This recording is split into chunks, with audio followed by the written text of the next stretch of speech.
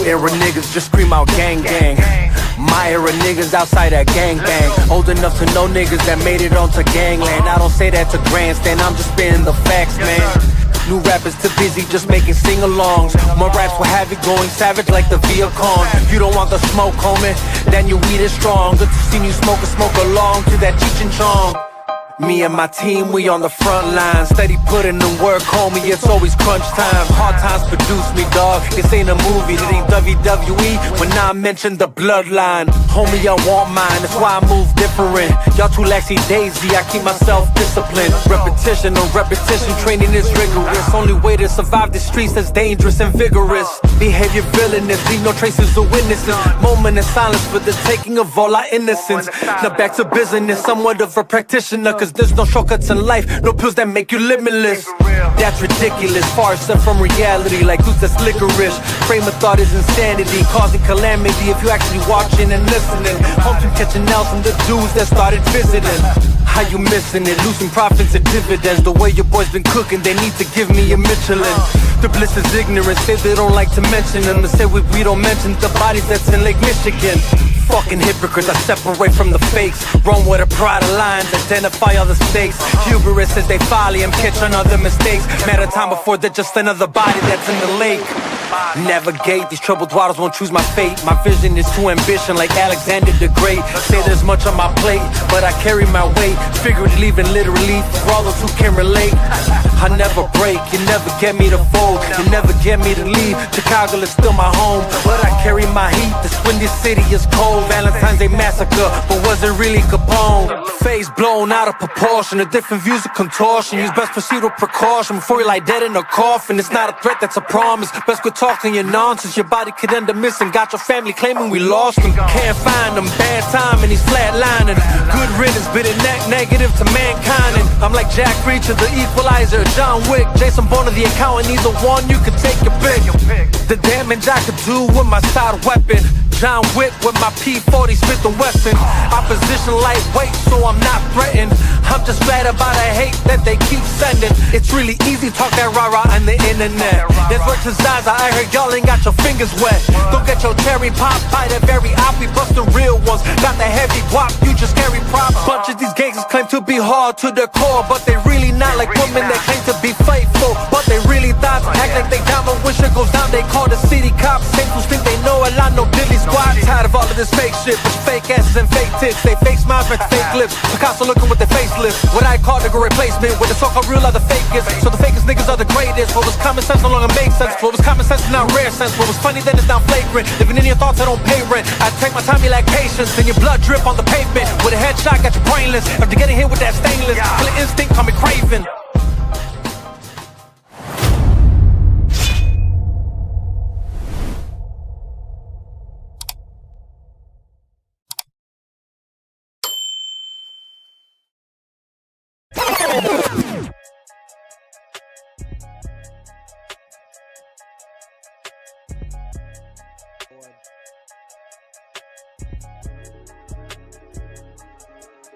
We going up, shit going down. We lighting them up, you best hit the ground. Shooting them up, one after round. When there's blood in the air, you better not dare to come around town. Father, please forgive me, have mercy on my soul. Fools keep trying to test me and I will never fold. It's the way that Wendy raised me, the city of the gold. Load them up and let them go, load them up and let them go, load them up and let them fly.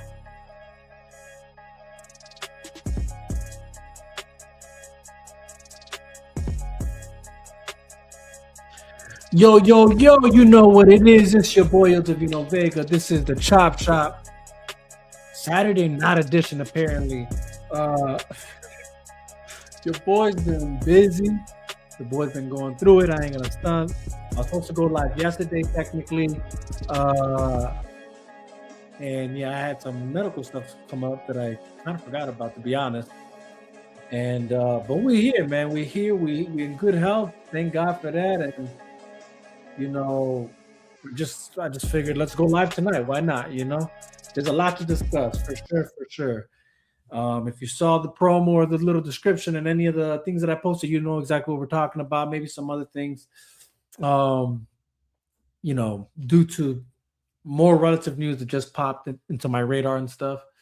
Um, but man, a lot to discuss. That's why I was like, you know what? I'm not gonna wait till next week. I'm just gonna go ahead and go live. Again, my bad, guys. I know I said I'm gonna try and do it Monday, Wednesdays, and Fridays. But I'll be honest, man, between the classes I'm taking and just other things coming up, it's just kind of hard to really hone in on these things. But and then like I said, yesterday I was in the hospital, had a procedure done. But like I said, I'm in good health, everything's good. So praise God for that. But anyways, man, there's a lot to discuss. But I want to start with this because I just saw that Michael movie, kind of like a last minute hoorah, I guess you could say, or last minute decision, man. And real talk, man, I gotta say, like, I was really impressed with the movie, man. Um,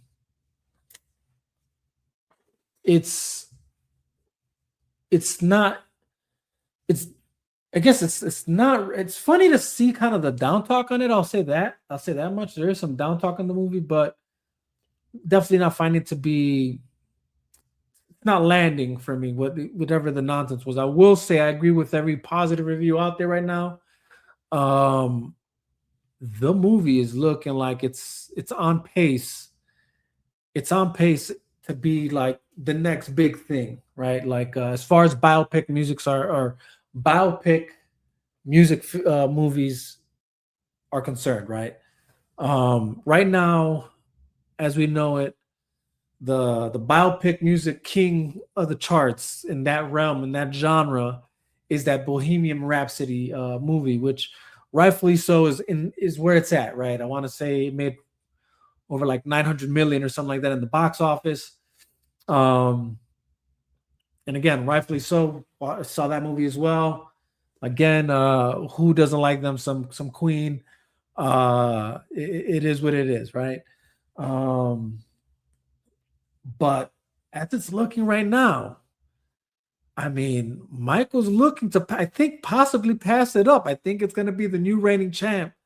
Uh, on in that sphere, in that genre in that Mount Rushmore of biopic movie films, it's looking like that might be the one to take the crown. I'm looking at the numbers, and already it's projected to have somewhere between 95 to 100 million US projected first weekend. I'm not getting the numbers where it's at yet. Again, the weekend hasn't finished, so that kind of makes sense. But oh no, actually, no, I'm lying. As of right now, official opening day alone, it's already pulled out in somewhere in about 38 to 40 million dollars in the US, which is the biggest opening day of 2026 so far. Previews totaled about $12.6 million, the highest preview haul for any movie this year. So again, where it's at already now, officially, it's already close to what the opening was for the US opening, which was at 51 million for Bohemian Rhapsody, right? They're projecting 220 anywhere from 200 to 206 million globally is what's projected for the Michael movie, where Bohemian Rhapsody stood at 140 million in its global opening, estimated, from trade coverage. So if it pans out the way it's looking, Michael seems to be taking crown. And granted, again, then we got to talk about the legs of this film. Here's the crazy part. It's not actually not crazy. This movie has legs for many reasons. I'm going to try not to give too much away, although I feel like some people have already given some things away from other commentators I've seen. And I'm kind of like, you probably shouldn't have said that. I think that's something to take away from the movie. But at the same time, maybe not. Maybe it's actually a reason to have people go watch the movie, right? So I don't know. If I get there and I feel it's noteworthy, I'll mention it. But again, as of right now, man, it's taking the cake. Yo, we got Pin Zone in the comment section. What is good, brother? What is good? Good to see you in the comment section as always, brother.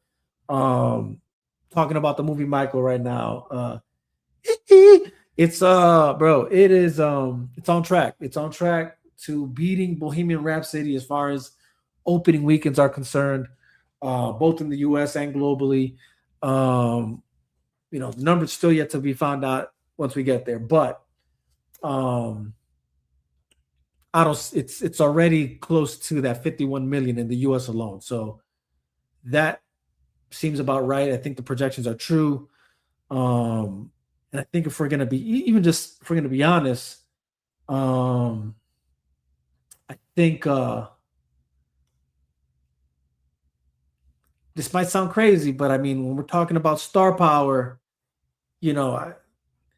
Queen or Michael, who had more pool, you know what I mean? So we'll see. But let's see. Pinzone in the comment section says, I feel like the movie was rushed a little bit, but I liked it. The critics are tripping again. Oh, the critics are always tripping. 27% on Rotten Tomatoes. Yeah, no, that either that was autocorrect or I don't know. There's an angle you're going with the Rotten Tomatoes. I don't know yet. You let me know. But yeah, no, they wildin', tripping, bro. As always. Again, as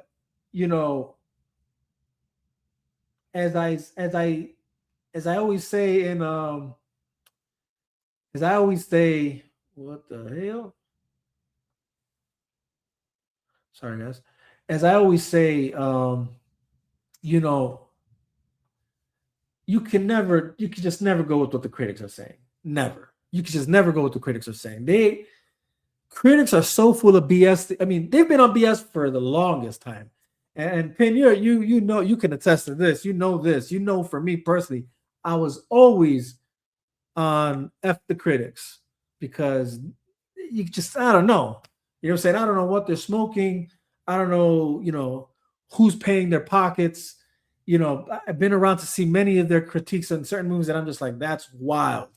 And yeah, 27% on this one is wild. You know what I mean? You say the movie felt rushed.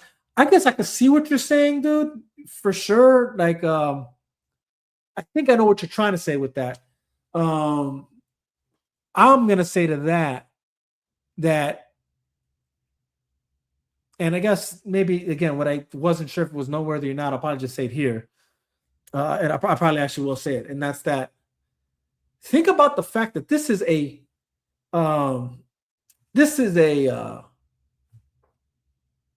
first move. Like this is the first installment to what may be a I don't know if it's going to be a trilogy or just a like a sequel.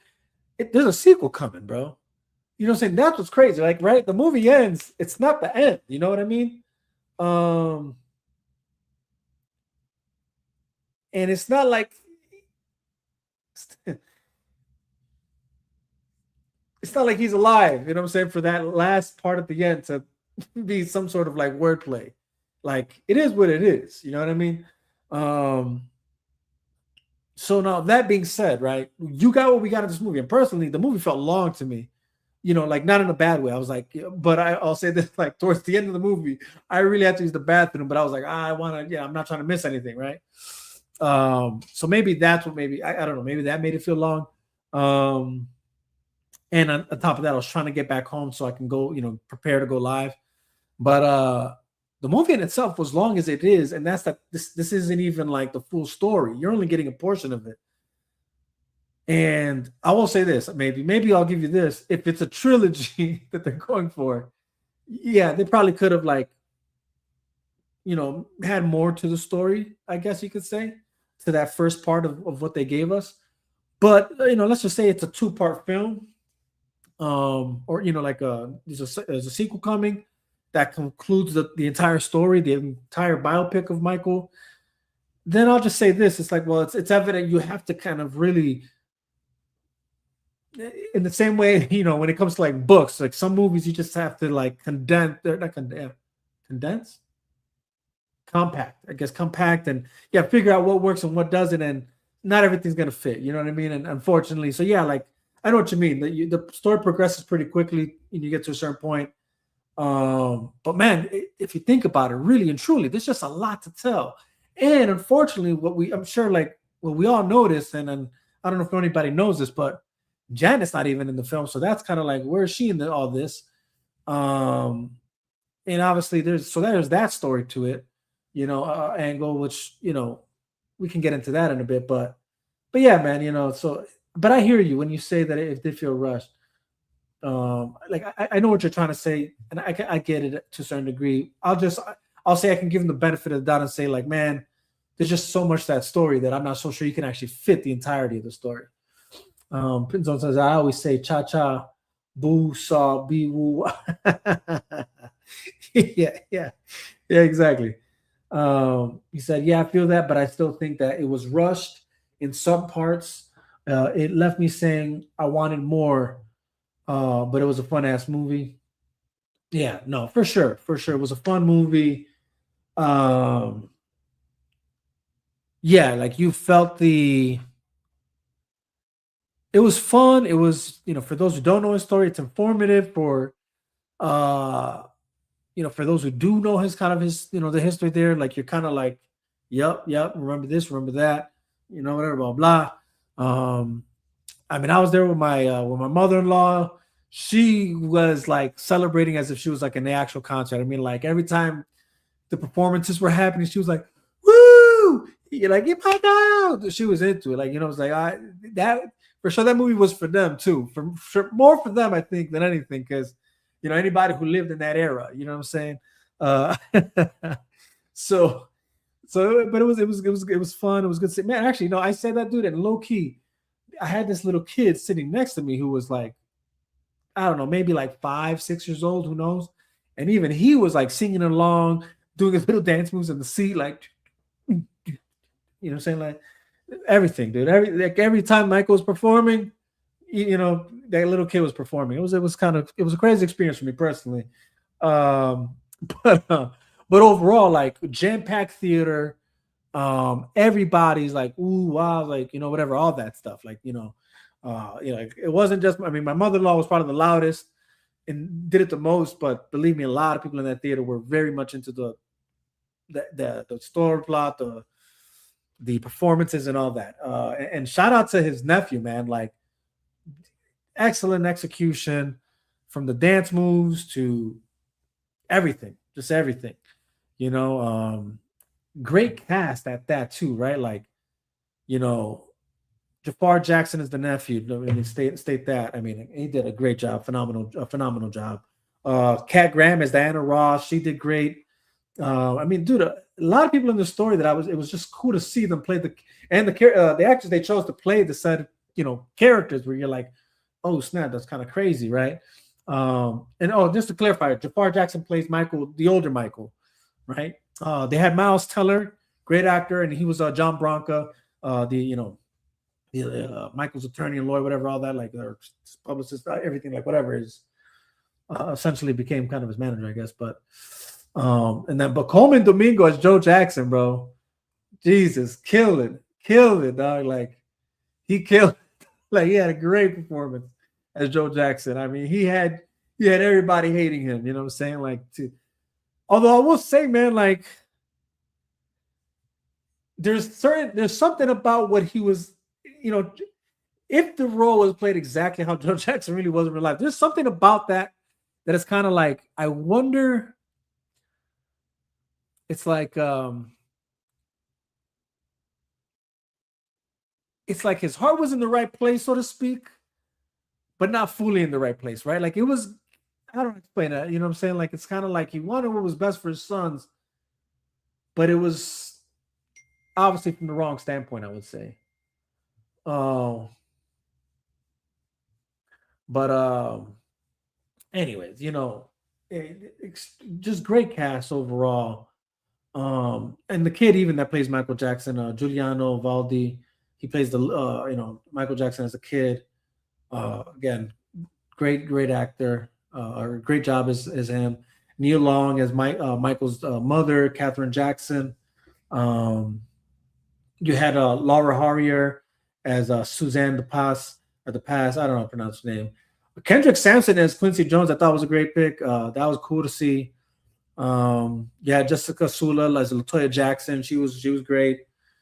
Um, I mean, oh, of course, Lawrence Tate, he's in the film. That was kind of cool to see. He's Barry Gordy, so that was cool. But man, shout out to the entire cast. You know, everybody. Oh, for sure, Derek Luke. I mean, come on now, as Johnny Cochran. Come on now, that was great to see. Again, you know, shout out to the cast, the entire cast, everybody who played a significant role in the movie. Um, it was great, and then shout out to Michael's family too for just, uh, I guess I would say the role that they played in kind of informing the movie and what it should be and what it can go. I will say the part that for sure um, took me for a spin is again why not for a spin, but why I didn't see Janet Jackson in the movie. That part was for sure a bit um kind of weird and maybe disappointing, especially like because I if there is a sequel and she's in the sequel, it's gonna kind of be hard to like, well, where was she in the first movie? You know, sorry, hold on. Why wasn't she in this first movie? I don't know. But I mean, it's obviously she decided not to get portrayed, whatever. But um, I don't know. I've heard different angles. Like she doesn't. She possibly has angles for do her own movie. So I don't know. Um, but I mean, hey, look. She didn't want to be in the movie. Apparently, that's kind of what I'm catching up on here. That's what it says. It says she didn't want to be portrayed, and the filmmakers respected that decision. It says that Latoya Jackson has announced on the red carpet that Janet was invited to be part of the film, but kindly declined, and the family went with her wishes. The director as well said he has a lot of respect for Janet and that she's supportive of Jafar Jackson, who plays Michael, even though she's not in the movie or at the premieres. Um, so I mean, I guess that's what it is. Um, and actually, a few other think about it. Yeah, you're right. Actually, now I'm reading this. So yeah, you get the Jackson Five in this film. You get Latoya. You don't get Janet, Rebby, or Randy. There are no montage shots, Photoshop family images, or name drops of Janet at all, or any of those other family members that I mentioned. Um, so it is that kind of did. He said they couldn't afford her. Right, right. I don't know, man. Maybe that was the case. Maybe that was the case. Maybe they couldn't afford her. But it kind of is weird because right, because the reality is that Janet does kind of pop and blow up at the same time, but not necessarily at the exact same time as the time frame of the movie. Maybe that's what it is, but towards the latter end of that movie, Janet did have her moment. But again, it's still weird that you're missing out on certain siblings in this film. It kind of did make the story a little bit weird for me, I guess, in that angle. But it's okay. You're getting the Jackson Five. It's a movie about Michael Jackson, so whatever, I guess. Um, he says she was like, "I'm gonna need 200 milli if you want me." Oh damn, 200 milli, golly. Yeah, that's this. Jeez. I don't know if she's that important for the film. I don't know if she's that important. I mean, but it's kind of silly. I'll be honest. If I was her, it's weird that she didn't want to be in it, and even the other siblings. I don't know. Like I really hope we at one point get her actual reasoning. Like at least so I can understand what's your frame of thought here. Like, is it a privacy thing? And it's like, but if it is, then well, they're still going through with this, and so what's it like? What do you? I don't know. What are you running from? What are you hiding from? So you might be right.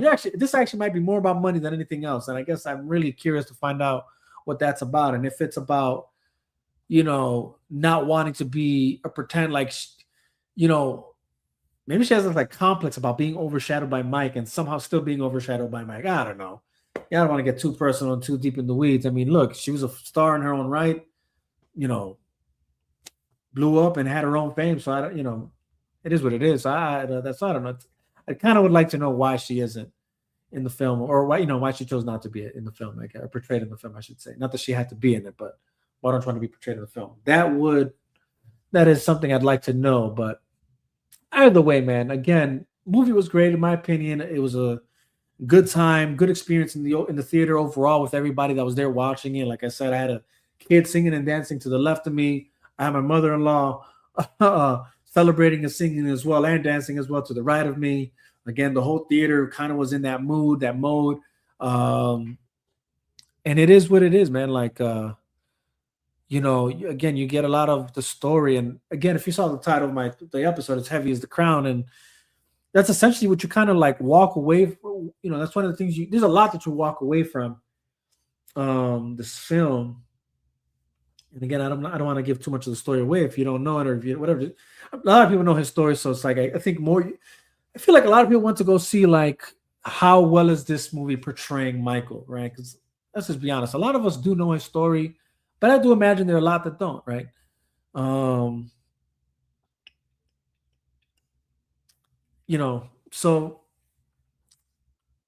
I don't know. Yeah, it's interesting enough. I would say that you learn a lot about his story if you don't know anything about it.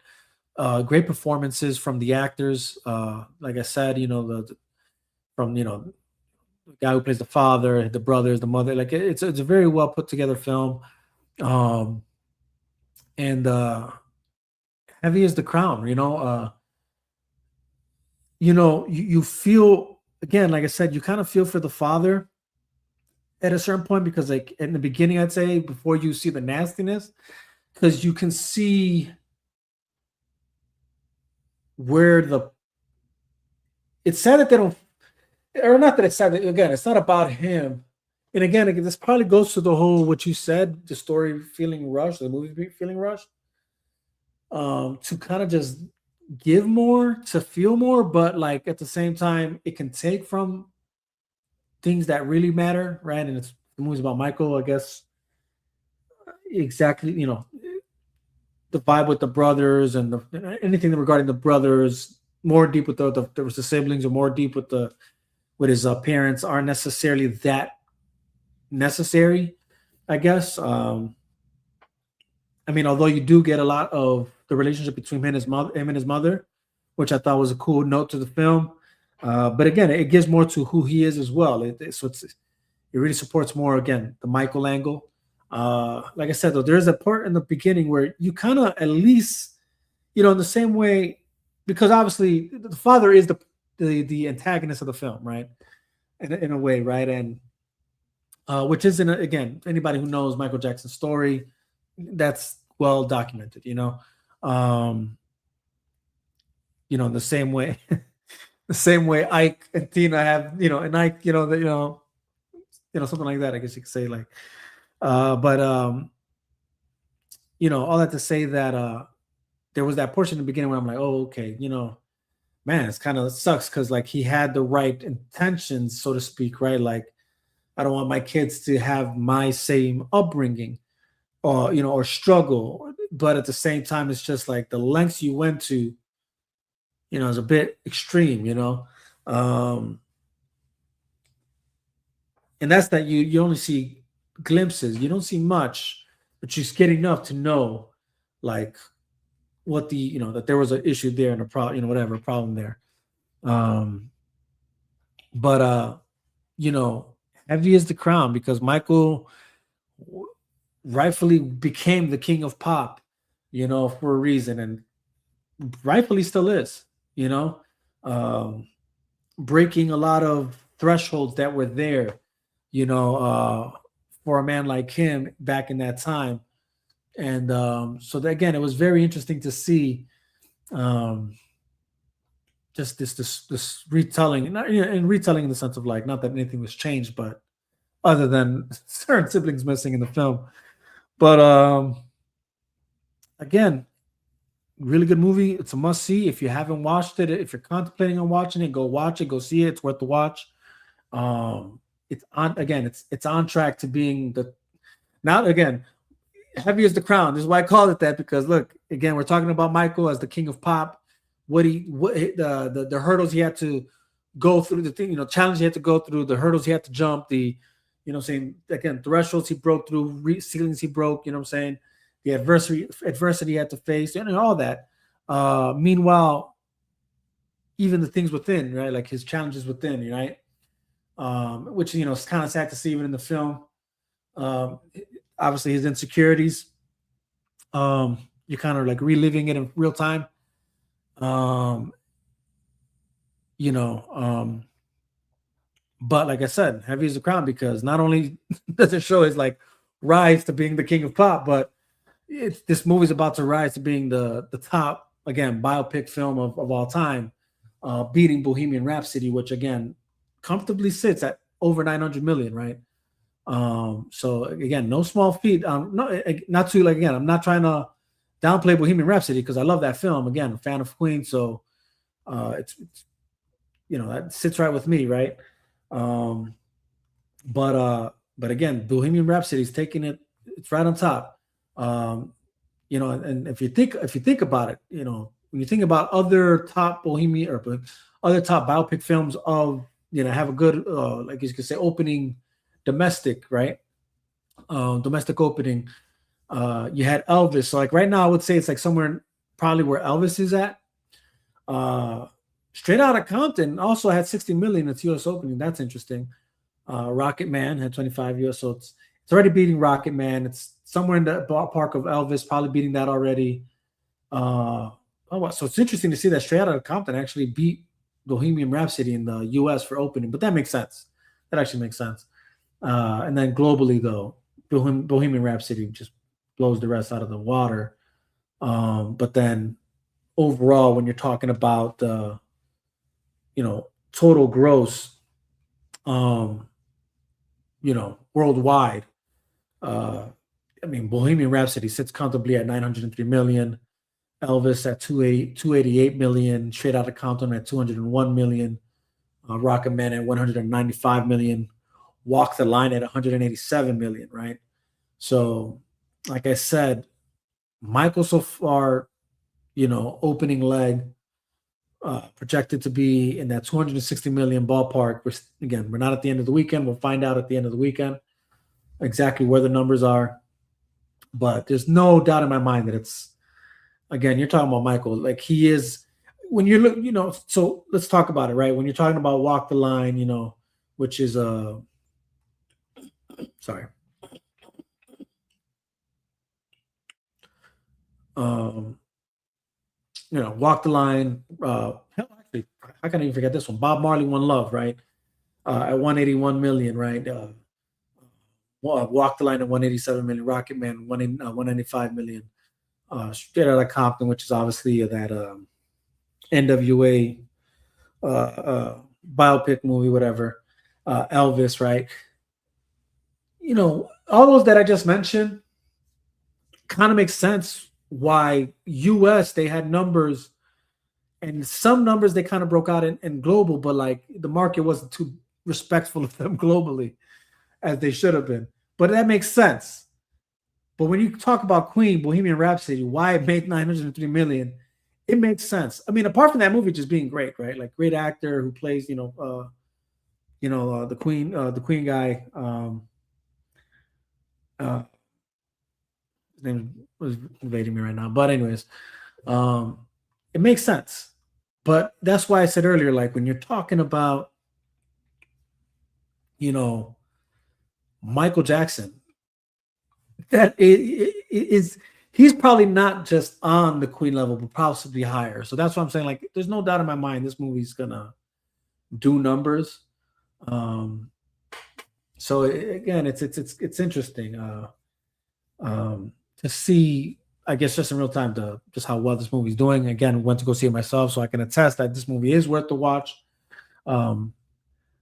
Honorable mentions as far as biopic films are concerned, that I'm kind of like shocked that they weren't on my list or weren't on the list when I looked up the numbers.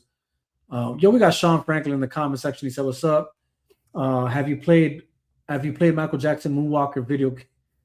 I didn't even know that was a thing. To be honest, I haven't played that game. I'm gonna have to look that up. I have not played that game. That's crazy. I didn't even know there was a game, Michael Jackson game called Moonwalk. That's crazy. But honorable mentions, like I said, that I'm kind of like, man, I'm surprised this movie wasn't up there. For sure was that Bob Dylan movie, the A Complete Unknown, that was played by Timothée Chalamet. Great movie.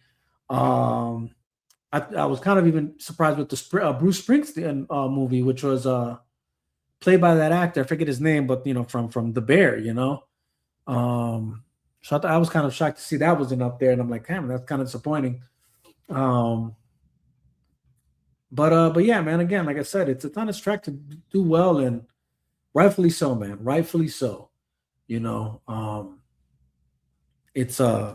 worth the watch. I enjoyed it, and I hope it does do well. Again, Michael's legacy, undeniable that he was the king of pop, still is, and often mimicked and replicated by many artists that you love and see today. So I hope this movie does well. I hope it receives the proper flowers it deserves. Again, F the critics, they don't know what they're talking about. And that's that, man. That's just that. So, but moving on to the next thing to keep it rolling here, guys. And this is kind of wind down into the broader topic that I'm going for here. We got Clayface that just came out, and I gotta say, I'm not. Hold on, where's that image? Bam. This is the overall topic of discussion when it comes to this. Boom. So, I saw the trailer. I don't know who saw the trailer. Here's the thing, guys. And yeah, obviously you guys been hearing me ramble probably week in and week out. How I feel about the new DC slate, see, hold on. Sean Franklin said Michael Jackson Moonwalker on Sega Genesis and Super Nintendo. That's insane, bro. That's insane. Hold on, let me look that up right quick because I didn't even know that was a thing, bro. That's crazy. Michael Jackson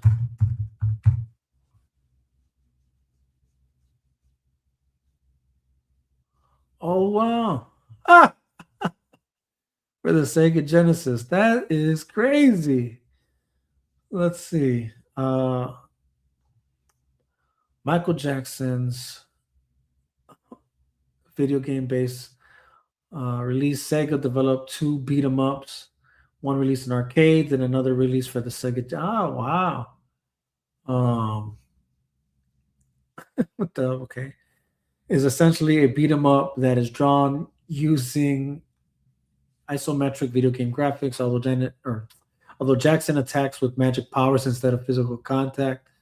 That's interesting, and it has the ability to shoot short-range magic-powered enemies.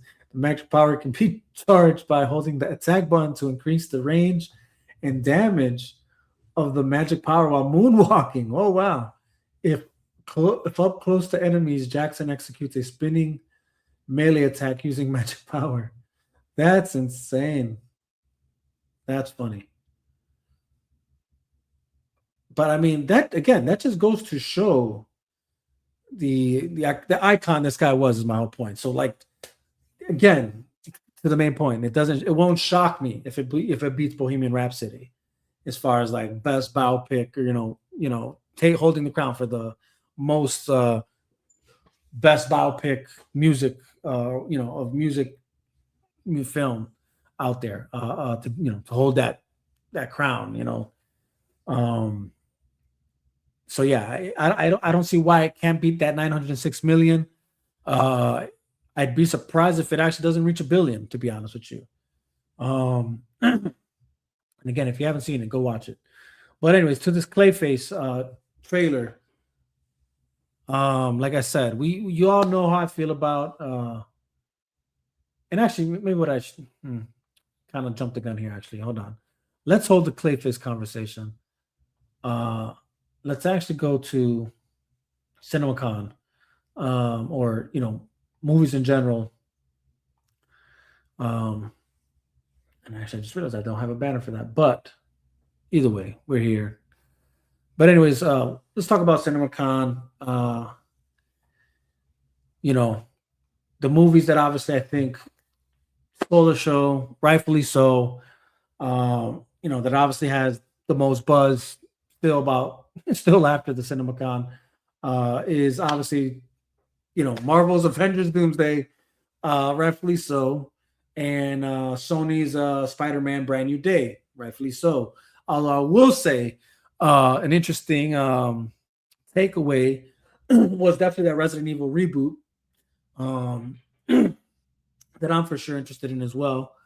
And there's other things to discuss as well from the to highlight, I guess, from CinemaCon. But again, Marvel, Disney steal the show. Avengers Doomsday trailer was arguably the biggest moment of the convention. That was the obvious, and obviously you have Robert Downey Jr., you have Chris Evans showing up. So, it's again, the hype is there for that. No doubt about that. And obviously everybody getting what they want to see, obviously from, the X-Men, the Avengers, Fantastic Four. So that is what that is, obviously. And, probably second to that, as far as Disney's concerned, is probably was probably the Mandalorian. I would say, they presented that, that was it like the first 17 minutes, right, of the Mandalorian and Grogu. So, obviously, I think that's going to do well in theaters as well. You all know how I feel about Grogu coming back. Personally, not a fan of that idea, but hey, it is what it is. Who am I? And look, Jon Favreau, I guess, knows what he's doing. I mean, he does. But if there's one thing I wish I could have, if I had a way, it would have been like, bro, do not bring Grogu back. You don't need to do that. Let the Mandalorian shine. Let that go where it's supposed to go. You want to keep making money off Grogu. Continue that story with Luke Skywalker. Honestly, I think missed opportunity. In my opinion, on their end, they should have continued that route in that direction. And that's that. So, but then, like I said, obviously Sony's Spider-Man Brand New Day obviously was the next best thing out of there. Showcasing the new footage, the two posters. So I think that for sure is taking the cake for, again, most buzz coming out. Another one, not taking the cake. It's Doomsday for sure. But I feel like Brand New Day is like right there, maybe slightly under as far as buzz was concerned around it and widely like talked about, whatever. And rightfully so, again, rightfully so. But I mean, not to sleep on also the Bloodborne film adaptation coming out that Sony announced. So I think that's kind of cool for those who are a fan of that, and I am. So that's cool. And then obviously Jumanji, right? Everybody, that's another film out there that I think everybody's excited for. But like I said, it's Doomsday and Brand New Day, hands down. Then you got like I said, that Resident Evil reboot that was this massive impression in my opinion. That bloody trailer. I mean, and that same director that did Weapons, and for those who saw Weapons, it's a good film. So I'm excited for that, low key. What else? What else did I see that I thought was actually worth? I mean, Jackass. For those who are a fan of the Jackass, Best and Last. That was kind of cool. I mean, it's kind of cool that they were there. I guess I would say I didn't expect them to be there, but cool that they were. And I guess as a fan of more of the nostalgia of that stuff, I'll be honest, it's not like I big on it, but I will say this: I can't pretend like that the first movie did not have an impact on my life. It definitely did. And if you know, you know. For those who know me, you know my life story. You guys know how much of an impact they had on my life. But I'll let y'all tell that story. But let's see. Also, the announcement for the Top Gun movie that's in development. I think I'm excited for that. I'm definitely excited for that. I mean, Top Gun Maverick was a great movie. Top Gun, the original one, the first one, great. So I think that's a cool IP to keep building on. Um, the Scary Movie reboot. We'll see what that goes. But then obviously Doom Part 3 too, though. Let's be honest, that also did have a pop. Right, and again, rightfully so. Do not sleep on Doom.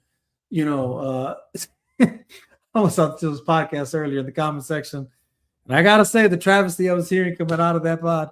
Still, we gotta talk about it. I don't know. I don't know. I can't agree with you and Jules on that, and even Jovic in the comment section, man. To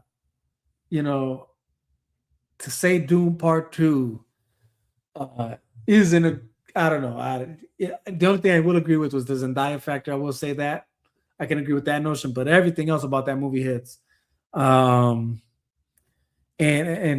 so much more that honestly, even the Zendaya factor isn't that big of a factor for me, even though I can understand the complaints about her in that role. I get it. But for me personally, to act like I can't pretend like it was a big deal for me to be like, oh, that threw me out of the movie. Not really. Excellent cinematography, great action sequences in that film. Is it maybe a bit paced? Maybe. I can give you that. Maybe the story kicks off kind of quickly. So I can see why there was maybe that's another reason I can say, all right. But other than that, man, the movie hit. The movie hit for me, especially on the rewatch. Because I'll be honest, when I first watched it, the one complaint I had was matter of fact, I probably even have it in one of the episodes that I did. It's probably that I felt it was a bit fast paced. The movie moves a little too quickly, for my opinion. But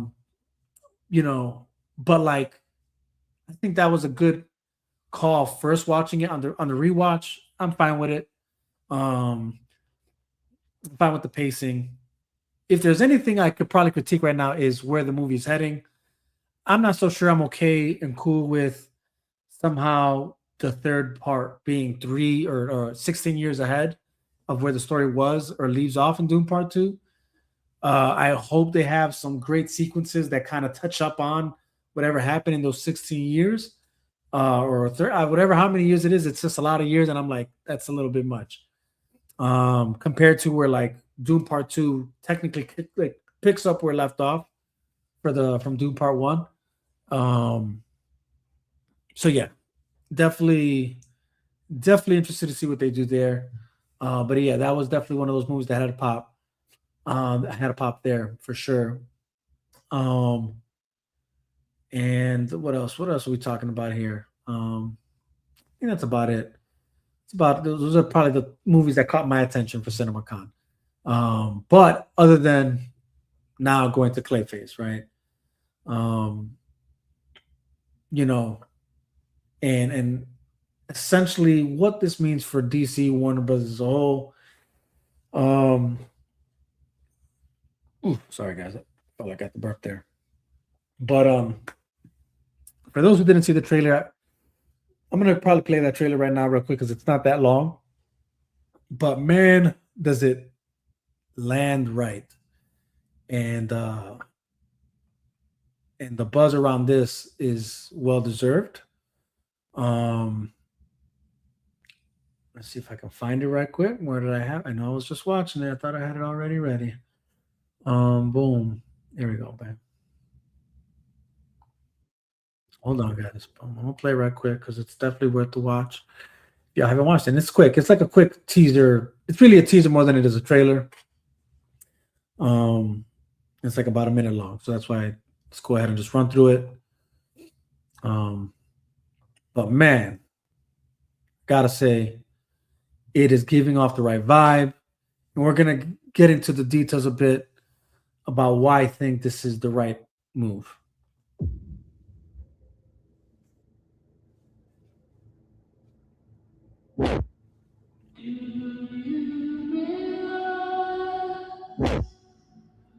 I mean, Freddy giving scary horror vibes.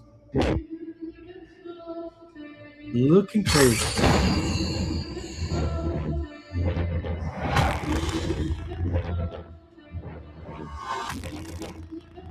Right vibes. That sound just enough. Just enough for you to get it. Just enough for you to get it.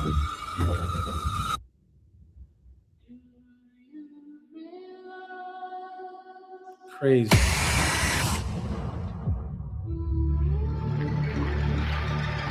Crazy. Crazy. October 20, dude, crazy. Crazy. Now, that is something I'm excited for as far as DC's concerned. All right. That is setting up the right tone for the right character. Right, I had this tea here. Probably cold by now. But setting up the right tone, in my opinion. I like the fact that it's being portrayed more as a horror film rather than a not only just a horror film, but also kind of just standing on its own, you know, um, standing on its own, guys. And I gotta say, I think that's the right move here, right? Now it's silly because I'm already seeing James Gunn jump on the bandwagon saying this is part of his DC catalog, whatever, like, which I think is what he was really trying to say, rather than him trying to say that this character is in his universe. Because if this character is in his universe, then I have no hope whatsoever for this movie. I need this character to be not in his universe, right? Let this character breathe on its own in the same way Joker did on its own, right? And then this is what I'm trying to get at here, right? DC has this, and Warner Brothers for that matter, I guess, but DC has this going for them, right? And something that they have over Disney, right? And that's that Disney will never do these rated R movies, right? Never. They're kind of dabbling with this rated R, and not even rated R, but like borderline rated R, borderline, graphic-y, blood, bones, crack, things like that, with their newer characters, rightfully so, right? Rightfully so, right? And I'll give them that. I'll give that to Marvel, right? I'll give that to Marvel, right? They did well with Daredevil. They're doing well with Daredevil. I still think the Netflix did it better, but Disney's doing just enough that it's almost there. But if we're going to be honest with ourselves, it's not on that level. If we're going to be honest, but it's not that far. Like, they're doing a decent enough job, good enough job that it still feels connected, right? And they're doing enough to make it connected, right? Where they brought the Punisher back. Punisher's now going to get his own little spin-off series, right? He's in Brand New Day, right? And it looks like they're, again, still having him be that badass, right? So I'm excited for it, guy. I'm excited for that, right? But all that to say that, if you guys remember, Multiverse of Madness was supposed to be rated R, which I really was hoping it was going to be, right? Because if you know what that storyline goes for and what it did go for, essentially, but it missed the mark on many levels, not just the fact that it wasn't rated R. But all that to say is that DC can drop movies like Joker, still one of the best comic book movies, but like on the so what I'm looking for there, character analysis, there's a character study, there you go, type of film, whatever, right? And again, shout out to Todd Phillips. And honestly, for the haters who didn't like part 2, y'all are crazy. it's insane that you guys didn't like that movie. Um, if there's only is there a missed opportunity there? Sure, but that's for the next thing that I'm gonna. There's another point to be made here, right? But to finish this point that I'm making here, Joker as a standalone, rated R, did its thing, separate from whatever the DCEU was doing, which I'm glad it did that. Um,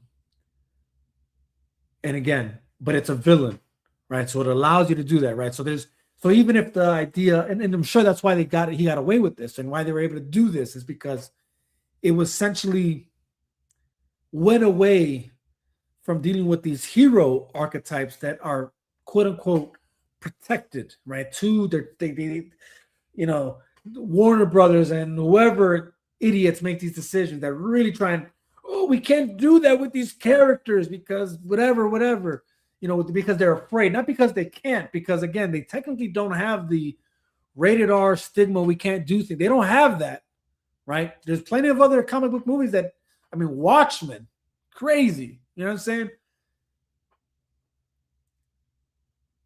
But, and even when you see how kind of the lengths they allowed even Zach to go with BVS, right? But when you're able to take these villains where it's like, well, this is the bad guy. So why are we even holding? Like, there's no reason to hold back now. There's nothing to protect here. This is the villain. When you have that kind of freedom, boy, oh boy, can you cook, right? So that's why Todd Phillips in that first Joker cooked, right? That's why in that Penguin series, they cooked, right? I mean, they cooked. Best series in HBO Max, one of the best series. There's a lot of good series, but I mean, in that year that it came out, it's no wonder why it was held high prestige, right? But again, villain standalone, no Batman involved. Do your thing, cook, and they cooked. And from what it looks like in this trailer, same thing. Clayface, villain, no Batman, cook, possibly a character study. It looks like they're pulling from that storyline in the animated series, right, where it gives you the this is on me. I should have pulled up the name of that the two-part episode in the Batman animated series when they introduce Clayface, right? He's an actor struggling, and he's struggling to, I guess, I can't remember if it was to stay young or to, I can't remember. It's been a while. But I don't know if it was like stay young and stay. No, I think actually that was another character that has that storyline. But I feel like his was also maybe that stay young, or if not stay young, it's like keep his face from looking ugly or something. It was something like that, whatever it was, and hence they do that. Whatever, it don't matter. The whole point is it looks like that's the story path they're going for. But what works perfectly here is that you don't even have to introduce Batman, because you are, again, it makes sense why Batman's around in the Batman animated series, because it's the Batman animated series, and Clayface is the next villain, and every character that introduces whatever, same thing. Although what I liked about what they did with the Batman animated series is that each villain somewhat had their origin story, right? Here's the crazy part. No, okay, I'm going too ahead of myself. So whole point is you're able to do this with Clayface, and it looks like they embraced it, right? It feels very much like a rated R horror-like movie. So if they really go dark with it, which they can, and I hope they do, this movie could do really well. Now, is it going to see $1 billion like Joker did? Probably not, right? Because, I mean, Joker is Joker. So let's not pretend like Clayface is on Joker's tier. But nonetheless, Batman villains are top tier. But Joker's like the king of all that, right? So like we can't even pretend, right? But can this movie be successful? For sure. Especially because it's a standalone. It's his own movie. So you can go dark. Go dark. I hope they go dark. Now, here's the crazy part about this strategy here now. Like I said, I don't need this character to be part of the DCU Gunn is building. But if this character is actually part of, let's say, maybe the Matt Reeves universe, I think that I feel more comfortable with that.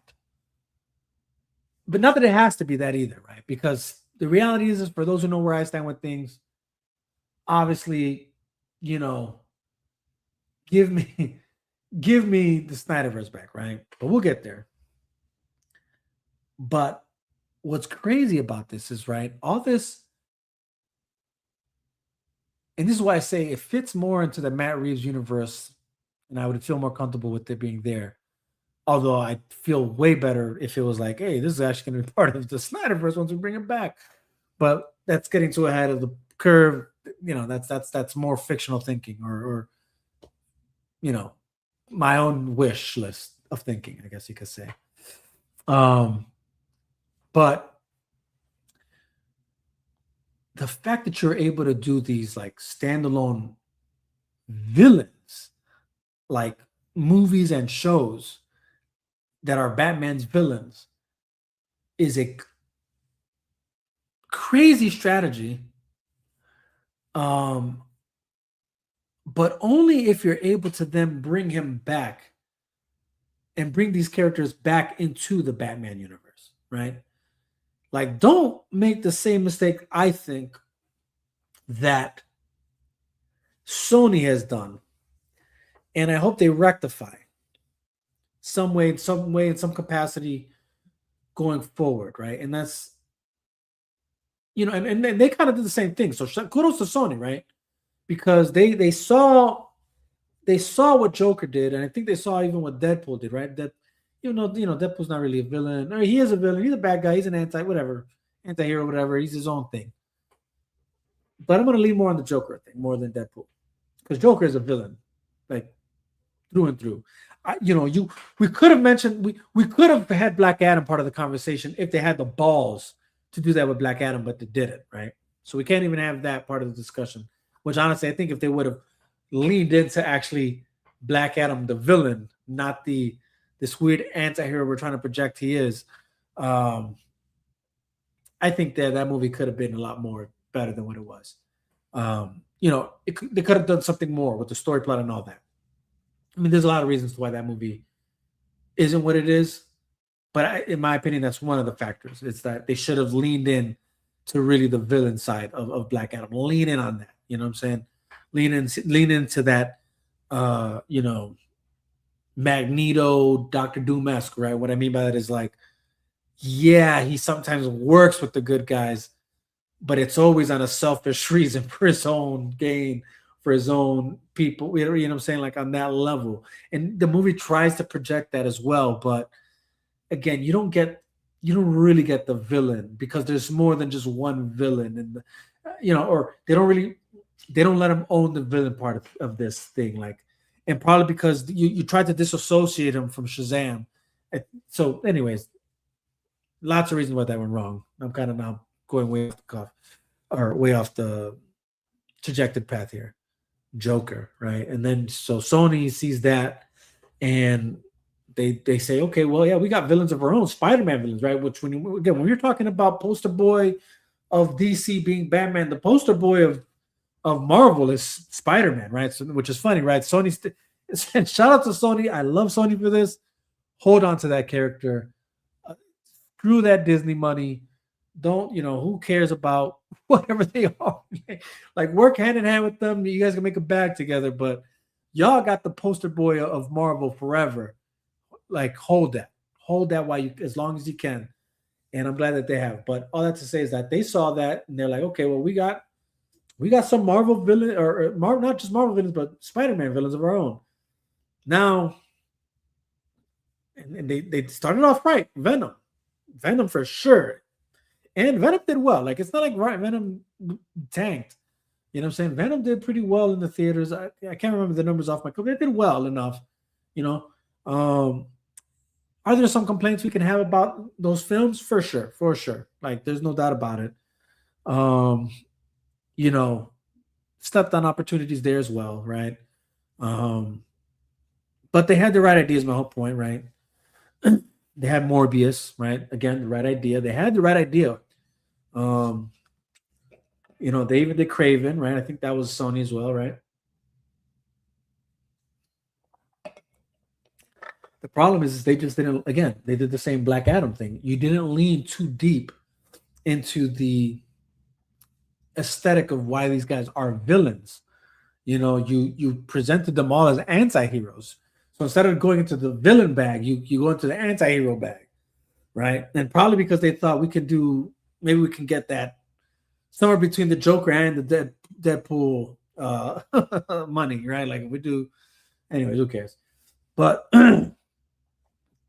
the only way they can rectify that, I think, in my opinion, with Venom specifically, is you at some point you have to introduce this damn character into that Spider-Man universe that you're building, right?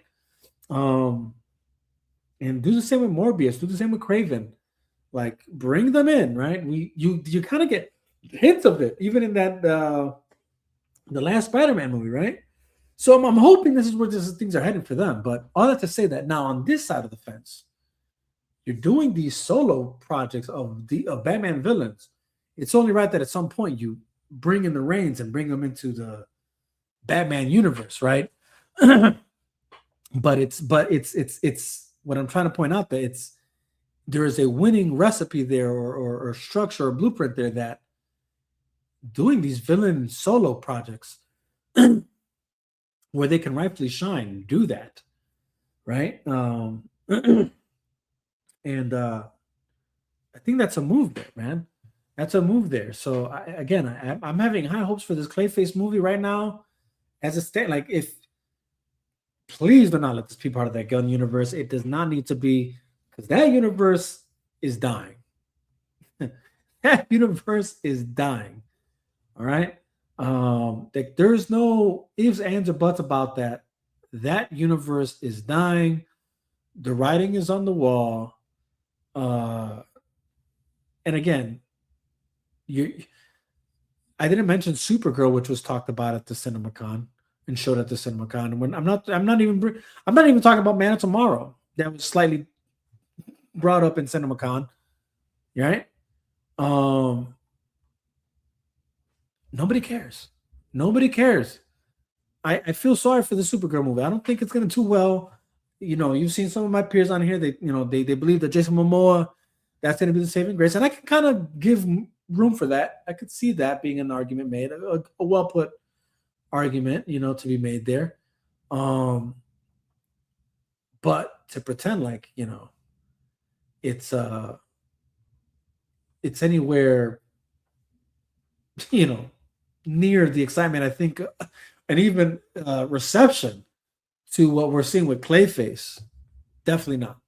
Definitely not. And I think if we're all being honest with ourselves, the only thing we're looking forward to with anything DC related that does exist in the moment, right? Apart from the Clayface, is the Matt Reeves universe, right? Like what's he doing there? Because again, Penguin was a great series. The Batman, it has its issues for sure, right? Y'all know how I feel about it.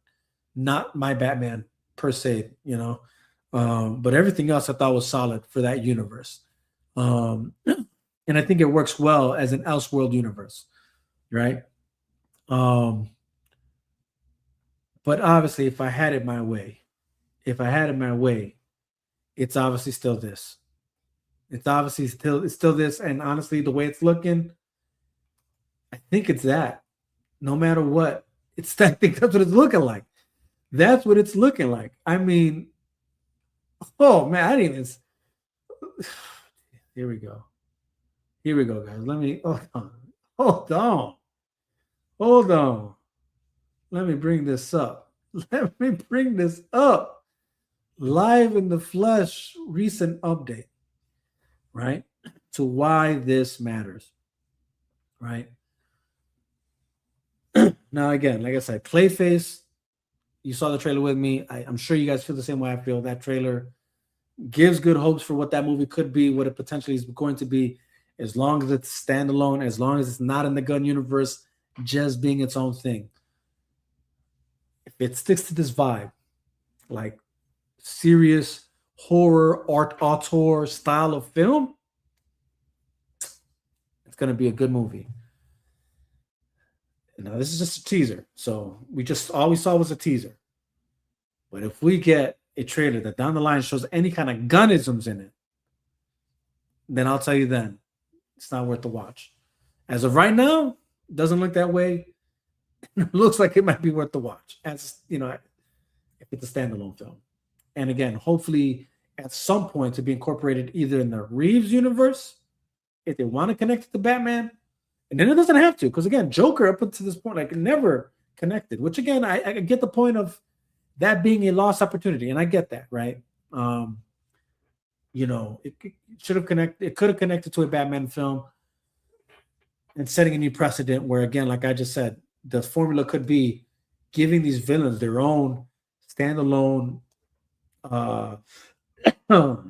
origin films, right? Up until this point, you get all these. You always get the superhero origin film. Hardly do you get these villain origin films, right? Other than again some of the ones that I just mentioned. Although, like I said, sadly said, they land more into the anti-hero origin film rather than like hardcore villain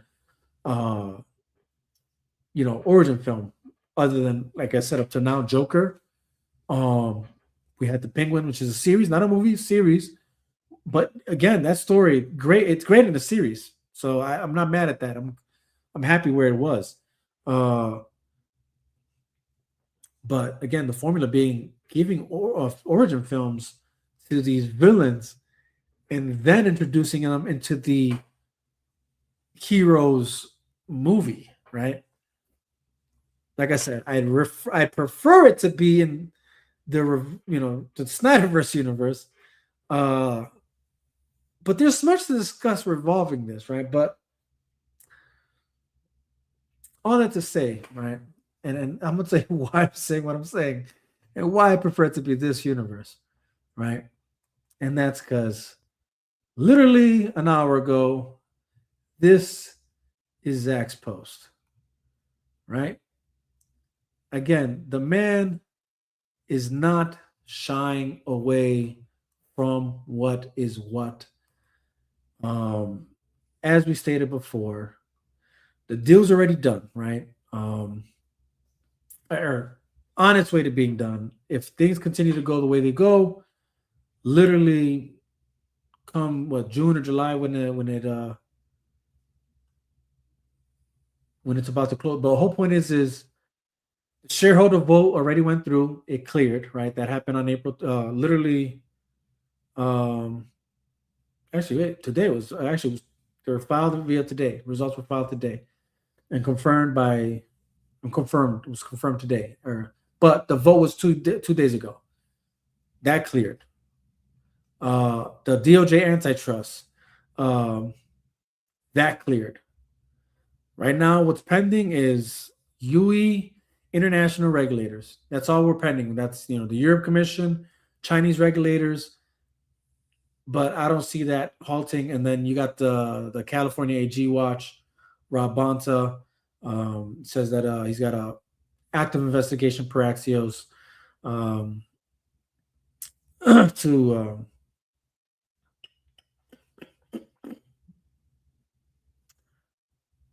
and I think this is actually what Sil was talking about earlier, which probably revolves around that whole political thing that talking about now. Which honestly, like Sil said, and I agree, it's kind of silly that we're talking about this because in many other arenas that revolve around this whole antitrust concept and monopolies of sorts and all of that nature, this energy wasn't there, right? When Disney acquired Fox, nobody batted an eye.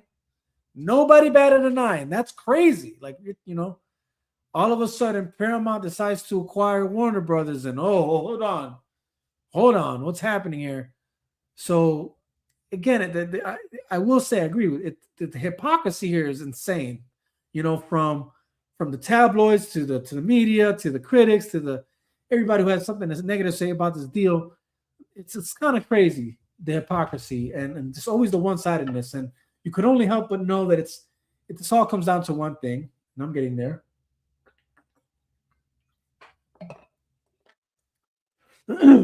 And that's that, unfortunately, we live in a day and age where people go crazy about Trump.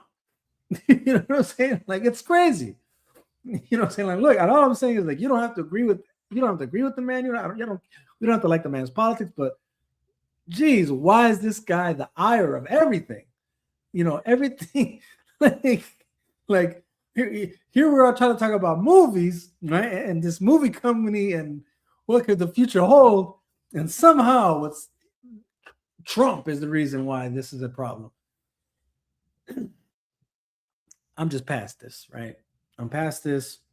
The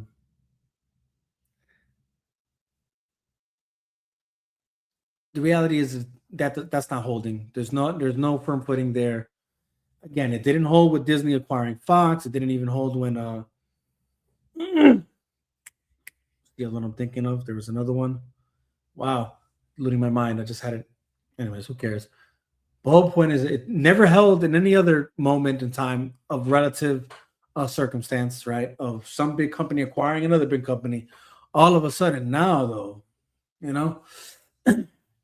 but the reality is even that's not going to stop it, is my whole point. Because there's no grounds to hold this, right? This is going to go through, like I said, the pending regulators and from China to Europe. I think that's going to go through there. And even that California AG, the Attorney General there, there's nothing for him to hold on to. There's nothing sticking there, okay?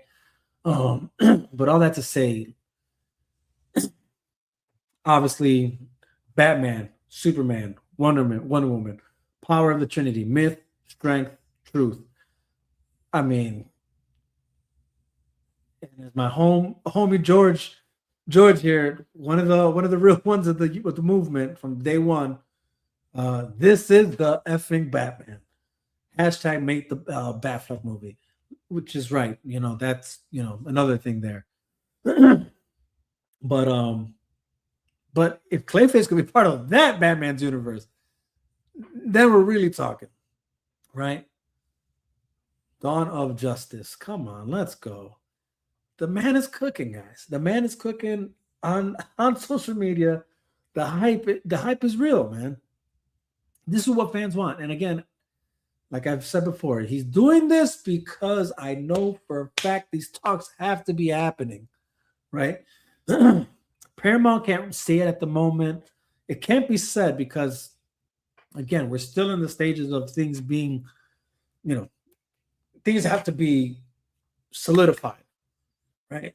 But I'm confident the moment the deal is solidified, certified, verified, set in stone, signed, all that, the moment that happens, I am almost certain we're going to get the news that Paramount is going in a different direction with DC. And you could only hope that means that this is the direction, which is the peak DC. Peak DC, no matter what anybody has to say. Again, he posted this the other day, right? Zack Snyder's Justice League just hit #1 on Joy Hotstar's top 10 movies, right? As HBO Max officially launched there, right? And this is in India. So again, that he posted that not too long ago. Again, posting the hype around it. And then this one too, which was kind of crazy because it's like we never got to see the movie. What a crazy shot to have in the archive. That would have been kind of just a very nice moment to watch actually in the movie that I'm kind of like, man, why didn't we get that? Or if we did, maybe I don't remember. It's been a while since I've seen it. Maybe I gotta go finish watching the movie. But as he said, this couple on my planet, they mean hope. And obviously, for those who know, that's a play with the words of, back in the Man of Steel movie, right? When they're talking about the symbol, the S on his chest, and Clark tells Lois, on my planet, this means hope, right? But even what Zack Snyder's talking about, right? This couple on my planet, they mean hope. He's pointing at something that I pointed out about the error in that Superman movie we just got last year. and that's that. The way you the way you paint it, and again, I'll always disagree with anybody who. And actually, we can leave that on there. I'll disagree with anybody who liked the supposed, um, you know, um, relationship depiction of Lewis and Clark in Lois and Clark in the new Superman movie. It Anybody who's honest, and look, not to call you guys dishonest if you liked it. If you liked it, hey, maybe the bar is that low for you. But for me personally, it missed the mark. Again, the pacing of that film is too fast for anything really to be set and solidified, and things are kind of out. The way things are placed are out of place as far as like how the story was told, especially revolving their so-called love affair in that movie. Um, but again, that couple is an important thing, especially in that universe, especially in this guy's, in the Snyderverse cinematic universe. Um, and yeah, they mean hope. But the way I take it too is like the way, personally for me, when I saw him post that one, I'm like, man, he knows something he knows something we don't. And I think what he's trying to say is the hope. There's hope. There is hope out there, guys. All right. That's what I feel he's saying is there's hope.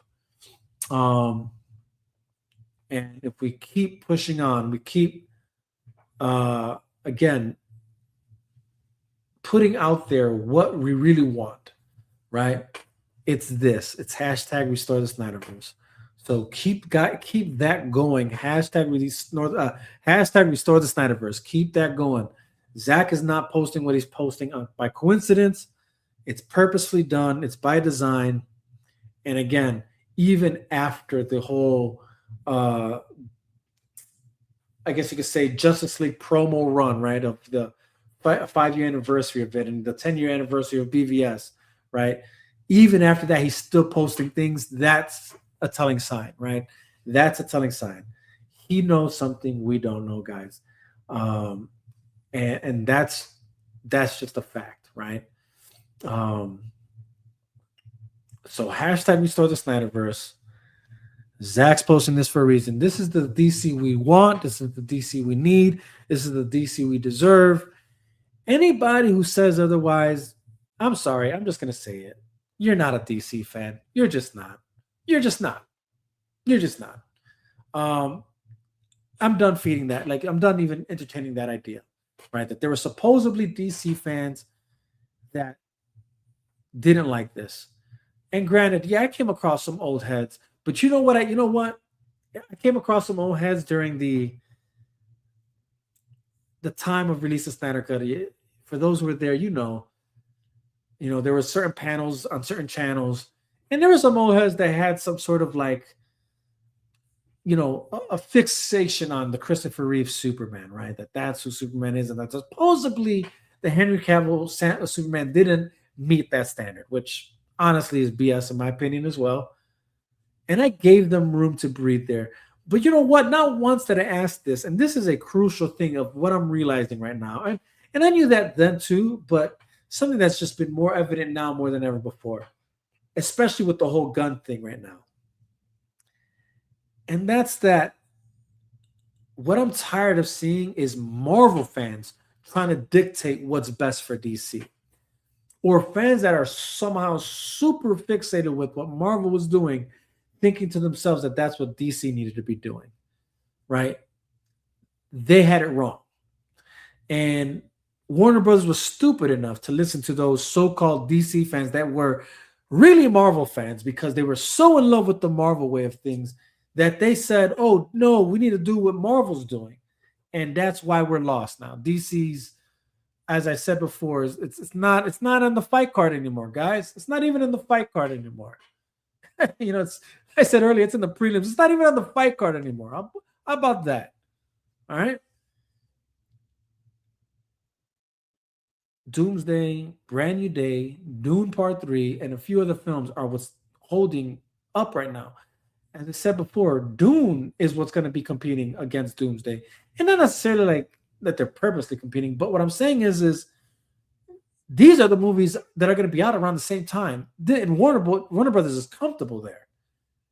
They don't even have, you know what I'm saying? Before it was DC, like that was it was, you know what I'm saying? Like again, for anybody who was there and knows what I'm talking about, right? During the Dark Knight trilogy, Avengers was doing what they were doing, or Marvel was building their universe, and Dark Knight trilogy was holding its own on its own. Batman alone was holding the fight, right? And the reality is then Zack Snyder comes with Man of Steel, Batman vs Superman. Those were still holding it down, right? And as I said before, when you compare the start of what Zack Snyder was doing, those films, with what Marvel did with their startup, DC was winning. The problem is again, from so-called DC fans that actually were Marvel fans because they loved the Marvel format and weren't able to appreciate what DC was doing because they're not really DC fans like that. And then studio heads having that same thing, right? And saying, oh, we need to do what Marvel's doing because we're seeing people say that that's what they want. And they're making $1 billion now, not realizing like, yeah, they weren't there in the beginning though. You know, like be humble enough to know that you still have to build your universe, right? Be humble enough to know that Batman's your poster boy, one, and two, Christopher Nolan just did a great job, right? Like, right? So there's that. But your first Superman movie to kick off a universe, right? Man of Steel, does 670 something million in the box office. That's actually, it doubled from what Superman Returns did. So you should have said, okay, you should have known, okay, we're on a trajectory here. Reality is BVS should have made $1 billion. I'll blame marketing for that. I always do. And then probably just release the Ultimate Edition for people to just fully, I guess, understand the story. For those who can't follow a story well enough, because personally, I saw the theatrical version 4 or 5 times in the theater. I was fine with that. But obviously, yeah, the Ultimate Edition does enhance the movie, right? That's that. But all that to say that it's clear that was peak DC, right? Is my whole point, right? The numbers don't lie. All those movies in that era, from Nolan's trilogy, Zack Snyder, David Ayer, the David Ayer Suicide Squad, although release the Ayer cut, still a thing too. And I hope Paramount, that's another thing y'all need to do, release the Ayer cut. Let David Ayer's director's cut of Suicide Squad come out, please. For the love of films, please do that. But Wonder Woman, Aquaman, right? All those movies, even the atrocity we had of Justice League, even that movie, because the hype was still real at the time, did good, or not good, but did higher numbers. Like no DC movies have reached that peak. The only DC movies, the Batman, that's what was somewhere in the 700 million ballpark, I think, or area. So, but again, that's because he's the poster boy, and Matt Reeves did a good job with everything but how Batman was portrayed, or the version of Batman they chose. That's that's what I'll say. But we're still at Snyderverse is where it's at, guys. Is all I'm saying. So I think that's where it's going. It's the closer we're getting to this Paramount and Warner Brothers deal closing, which I'm confident it is. The more I'm confident we're gonna see this Snyderverse restored. Again, I'd rather it be that's just the main storyline. But for if they do go the route of, for whatever reason, keeping the James Gunn universe going, and then just saying we're gonna do this and have all these kind of universes existing at once, go ahead. Go ahead, have fun with it, go crazy. But the reality is it's like, I would rather still the Snyderverse kind of just hold its own. I'll say that. That's what I'll say. Like, I'd rather it be just like that's what it is. I think it can get too confusing when there's too many universes happening. If there's any universe to keep, maybe the Matt Reeves universe. I think the Gunn one can go. If I'm gonna be honest, just let the gun universe go. Let it be. It's a matter of fact, if they even have power to stop the Man of Tomorrow movie from coming out, just do that because honestly, I'm not interested. Uh, they were, they were there was this. Hold on, I should see if I can find it. of Tomorrow. There we go. There was an image that still was showing of something that they showed to kind of promote, and let's see if I can come across it to kind of promote the movies or something like that. I don't see it anywhere. It was just a goofy thing, and I'm just not looking forward to it. So between that again, and it's sad because even the yeah, that we that's on that note, let's watch Incredible. Okay, that's the wife trying to tell me she wants me to try and wrap this as quick as possible so we can watch Incredible. But anyways, guys. So yeah, like I said, it's restore the Snyderverse is where it has to go. That's where it needs to be. Again, Supergirl, I don't think it's gonna do well.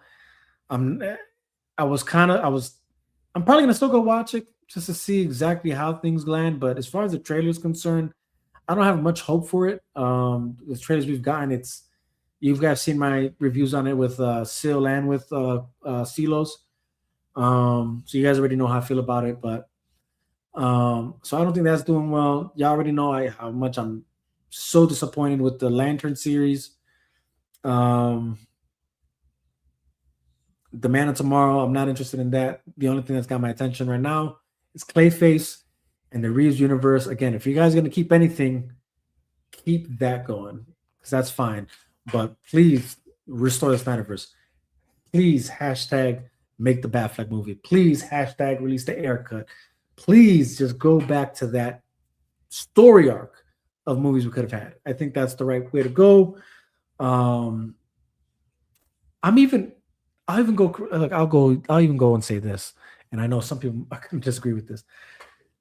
I'll even be okay with bring back Black Adam, bring back Shazam, bring back those guys, but have them be part of their Snyderverse universe fold, and reintroduce those characters in that kind of storytelling. How about that?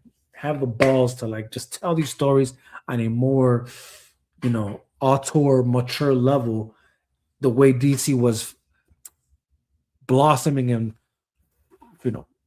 flourishing back at its peak. And how about that? Bring back Blue Beetle. I don't care. Bring back I was excited for these characters. You know what I'm saying? The Flash, all that. I'm excited for these characters. Who isn't? Hey, if you're a fan of DC, you're a fan of the Justice League. Who isn't excited for these things? But it's got to be the right people doing this. It's got to be the right story. It's got to be the right film directors, film visuals, film. You know what I'm saying? Auteur style films, DC, what you're great at, what you've dominated the film industry in, right? That's why Dune is doing well. That's why, what's that other movie? Anyways, can't think. It's losing track of thought. But anyways, so that's where things need to be heading. But enough with that, guys. On to the next thing to try and wrap things up here as quick as possible. NBA playoff, right? I gotta just say it. I'm gonna say it because I'd be remiss if I didn't own up to this. I'd be remiss if I didn't own up to this. And the reality is I had it wrong, guys. I had it wrong on certain things. Or not exactly as I guess I planned it out to be. But certain things are still on track. So I'm not completely wrong. I know we had a couple games showing today. Let me see if I can pull that up right quick. Here we go. And let's see. Where is it at now? Where is it? Let's see. I saw some games were going, but I will say Thunders are on track right now so far. I think everybody expected that to play out the way it played out. They're leading that series 3-0 now. That's that. I think the one that's catching us all by surprise, and I'll admit because I didn't think this was going to play out the way it's playing out, but Orlando leading the series 2-1. That for sure I did not see coming. So I'm kind of like, I don't know what's going on there. All right. So I'll admit that one I had wrong because I think I said Detroit's gonna take that one easily. I probably said probably not easily, but I was confident they were gonna be able to take that. And right now it's 2-1. We have yet to see, I guess, how that plays out. But the other one that I for sure had wrong, and I'll admit it, is Lakers and Rockets. I'll say it. I only gave Lakers one game out of that entire series. So I for sure had that one wrong. I don't know what happened there, guys. I really don't. LeBron just said, you think I'm out of the game. I'm not. You know what I'm saying? Is essentially what he said. So shout out to LeBron. He's really picking it up, man. Like, I gotta say, I'm impressed, man. I'm really impressed. I only gave them one game. I thought Rockets were gonna take it. Where it stands now, let's see. Hold on, I'm trying to get to the bracket. Where's the bracket at? Hold on, I just had it. Here we go. Okay. So yeah. So like I said, Oklahoma, that was expected. Now San Antonio Spurs and Portland. I'll be honest, I expect San Antonio to still come out on top, and they're proving. Look, they won a game without Wemby. I think that just shows that. Look, San Antonio still got that depth in their roster. Obviously, we're still hoping Wemby comes back to play, and obviously, but take care of himself, get that concussion thing checked out, come back in when you're ready to come back in. Don't rush. And I think the Spurs can hold it down, till his return. At least for this series, that they prove they can do it. I think they can. So 2-1 is where the series stands. I think that's about right. I'll be honest now. The Denver Nuggets and Minnesota, I didn't expect this to go the way it's been showing so far, but I thought the Nuggets were going to take it. But Minnesota has a capable team, so I'm not too surprised, right? Like, Edwards obviously has been doing this thing. I'm kind of shocked that, I guess, Jokic is not performing to the level that I thought he'd be to dominate. Is my whole point for the Nuggets. But again, I don't think I had a prediction necessarily on this series, although I think I did expect the Nuggets to actually win this series. Right now, Minnesota looks like they're going to take it, but we'll see. We'll see. Time will tell. There's still a couple more games, but again, for Minnesota, they're only one game away from winning it and moving on. Denver still needs to win 3 games straight, so that's where they're at. But like I said, it's the Lakers and Rockets. Lakers 3 wins over the Rockets. I honestly did not see this one coming. So shout out to the Lakers for proving me wrong. But I believe this is as far as they get, if I'm be honest. But I will say again, I have to admit I was wrong there. As far as the Eastern Conference is concerned, same thing. Detroit being down 1 to the Magic, or no, being down 2 to the Magic, only winning 1 over the Magic. I will say that I'm surprised there. I didn't think Orlando would actually be winning like this, to be honest. So that's kind of a weird way that's played out. Celtics and Sixers. I still have Celtics winning this. I didn't expect this one to be easy either. Sixers have a good squad, but again, Celtics are still winning that series 2-1. The New York Knicks and Atlanta Hawks game just came to an end, so now the series is tied 2-2. That's actually kind of playing out the way I think that was going to play. I thought that was going to play out. I did think that was going to be a tight series, as well as even the Cleveland and Toronto series. Cleveland leading 2-1. So we'll see how that goes. But yeah, I Lakers again. I think they're. It looks like they're going to win it, man. So, but that's them facing OKC. They're for sure not beating OKC. I'm not even going to pretend like there's a world where that's possible. OKC wins that one. Again, as it's looking right now, it looks like the Wolves are gonna take their series, and I think that's going to be them and the Spurs. But I'll take the Spurs in that series. I think probably Game 6, maybe Game 5.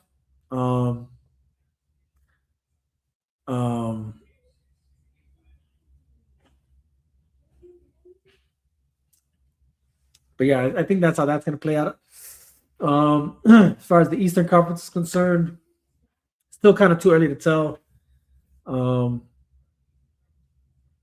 mean, Pistons, can they come back? For sure. I mean, they're only down a game, so they can easily come back and kind of take that series. But man, they really have to up their game for sure. I think Celtics for sure are gonna take their series. But again, it's still too early to tell how that series is going to pan out. I don't know if it's going to be Celtics versus Hawks or it's going to be them against the Pistons. We'll see. We have yet to see how that pans out. But yeah, so the NBA playoffs is turning out to be quite different from what I expected it to be. In some of the series and other series that they're playing out exactly how I thought. But for me personally, I think that makes it for an exciting playoff series. I think this is one of the most exciting playoff series I've been excited for in a long time. I'll say that. Let's see. Let's move on to the next thing to keep things moving. Oh, hold on. Before I guess since we're talking about NBA,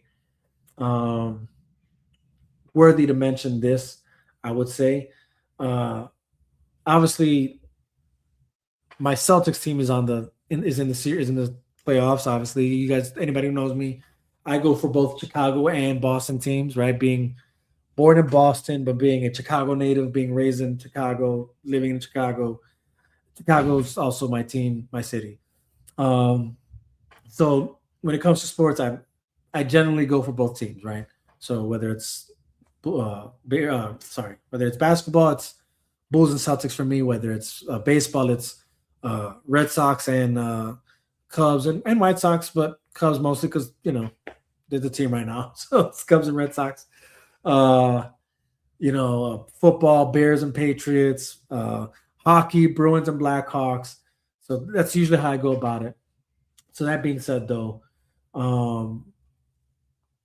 the Bulls have an interesting future lying ahead, I guess we can say. Hold on, I'm trying to find the right. There we go.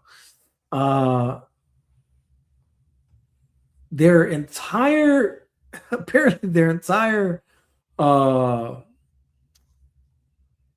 what is it? Their operations. Hold on. There we go. I'm trying to find it. Where do I have their the news that I just came across for them?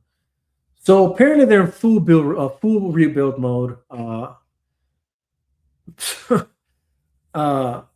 Making obviously, well, we all know the trades that they made right at the deadline, which was crazy. We weren't excited about that at all. But there is some things that we can kind of be excited for if the chips fall in the right place or if the right deck is, I guess, dealt for this team. And that's that we have this leadership overhaul taking place right now, right? So the front office is already cleared out, right? Both general manager Arturas Karnisovas, I'm probably butchering the name, and Mark Eversley were dismissed in early April. And now Billy Donovan has also stepped down as head coach after 6 seasons. So mutually parting ways with the organization following the season. So the Bulls are now searching for both new head of basketball operations and a new head coach simultaneously. This is the position they're in right now. And unfortunately, there's already a hiccup there in the executive search. Apparently, they reached out to Austin Brown, and Austin Brown turned down the Bulls' head of basketball operations position as of today. And apparently, there's still some first round interviews taking place, right? But now with all this happening, this leaves in a position to then obviously now try and build around this young core of players that they have and really rely on, I guess, the draft now, right? So obviously the rebuild will center around Josh Giddey, right, and Matas Buzelis, right? Yeah. But now this is the good part is that the Bulls do hold 2 first-round picks, right, for the NBA draft. Currently projected for number 9 and number 15. So that's good. And now they have a massive cap of flexibility to reshape the roster. So again, if they do play their cards right, they could come up with something going into this new season.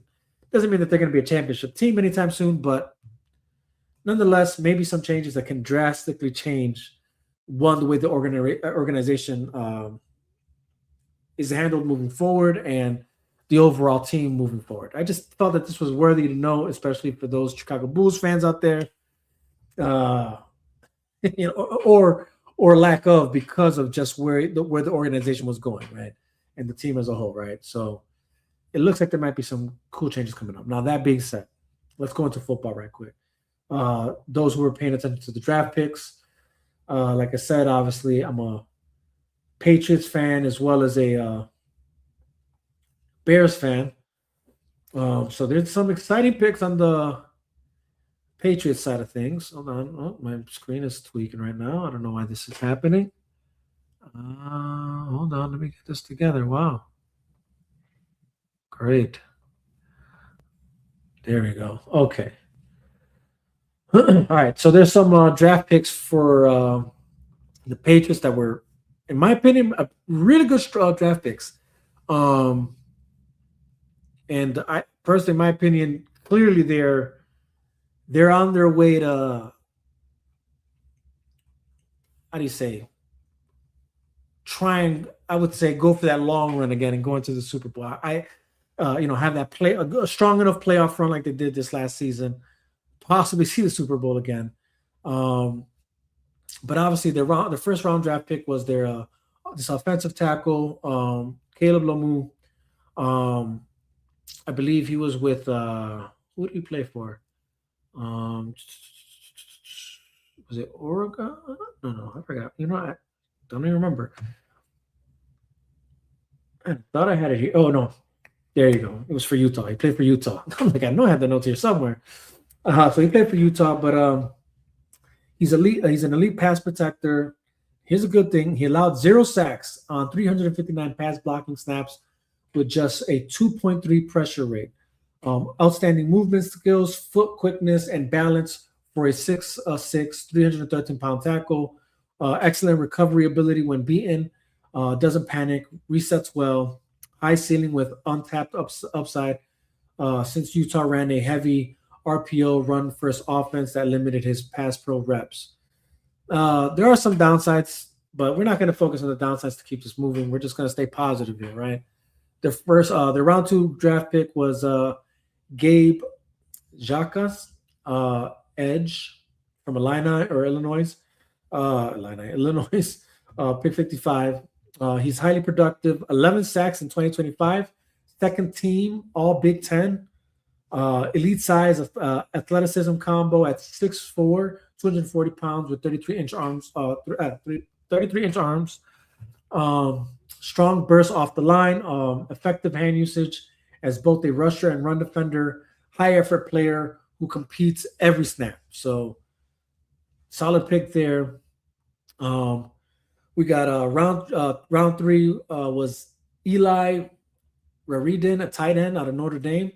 legitimate downfield threat, caught all 8 of his 20-plus air yard targets in 2025. Elite size, 6'6", 245 pounds, and catch radius at the catch point. Strong hands, good ball taking or tracking. I'm sorry. Can make contested catches, 3 down potential with a willingness to block. So solid pick there. Um, Round 5 was Karen Prunty, cornerback from Wake Forest. Elite length at 6'2", 190 pounds with the 31.75-inch arms.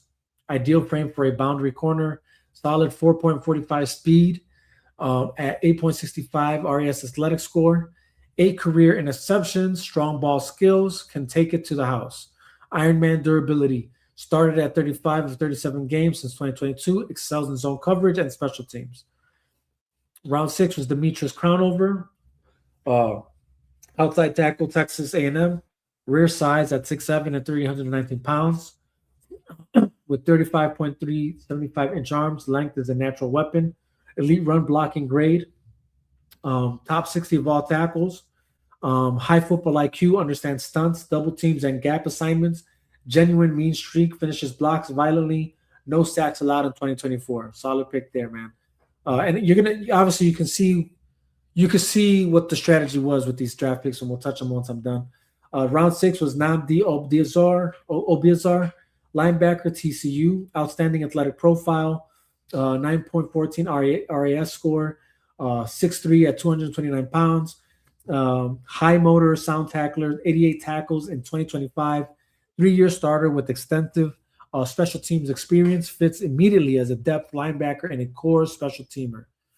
And then round 7, we got Baron Morton, QB, Texas Tech. Not really important, but for the sake of, he's a 3.5-year starter with a 26-10 record, proven winner, good arm talent, velocity, strength, and accuracy in short to intermediate range, off-platform throwing ability, and pocket mobility, advanced football IQ and pocket presence. So I guess a good backup if you need him. Then you had Jam Miller, running back, Alabama. Elite speed at 4.42 in the 40. One of the faster backs in the class. Country strong, lower body, good contact balance and leg drive. 2-year starter with 50 college games of experience. Strong special teams background. Competes immediately for running back 3. So that's solid for that guy. Quintavious Hutchins, Boston College. Speed rusher with good bend off the edge, notable foot speeds per scouts. Special teams captain at BC at Boston College. High character, plays with effort. Mike Vrabel personally attended his pro day, showing genuine organizational interest. Adds raw pass rush depth alongside Jacobs. I don't know how to pronounce that. So bottom line, New England's class is heavy on upside and trenches, guys. Exactly what a team protecting a franchise QB needs, which is clearly what they're going for.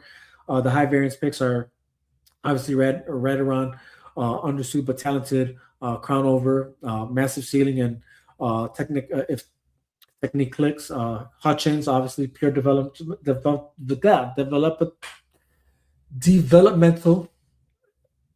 Flyer, and Logan Jacobs are just cornerstones of the class. So obviously they're trying to find pieces that are going to protect Drake May and other pieces that are going to solidify their defense going into the new season. So again, solid picks for New England, man.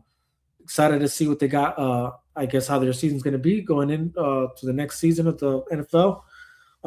And obviously the other team we're going to cover for sure is the Chicago Bears, guys. Sorry, guys. They honestly, I would grade their draft pick somewhere between A and B plus on their draft picks because I would say they did a decent job in my opinion. Not everybody's gonna agree with that, but we'll go ahead and discuss their picks right now. Hold on, sorry guys. Oh wow. I forgot where I was at. Okay, there we go. Trying to find the banner for this. Not banner, background, sorry. Put a lot of work into this, you know what I'm saying? So, Oops, nope, not the one. Not that one either. We'll go with this one. Yeah, I guess that was fine. Obviously, it's all about Caleb Williams going into the next season. Obviously, um, and I think essentially we have the right picks for that.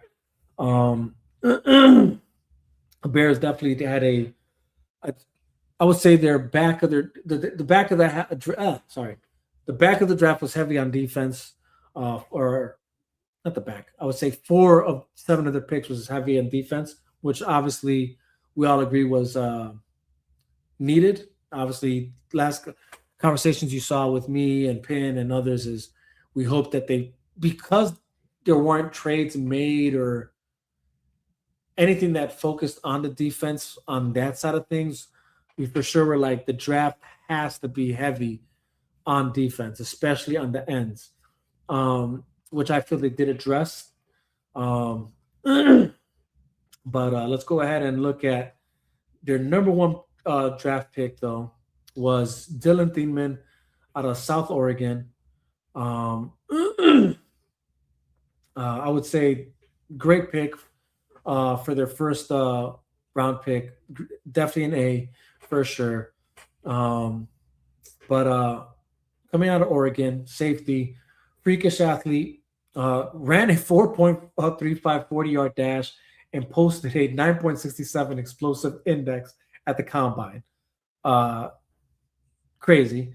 Elite communicator and film junkie reportedly had to be locked out of the gym at Oregon for showing up before coaches. Elite angle tackler in the class, plays with full effort on every snap, versatile, can play free safety, box safety, and nickel, aligns the entire secondary pre snap. Already has experience playing next to a Kobe Bryant type in 3 safety set at Oregon.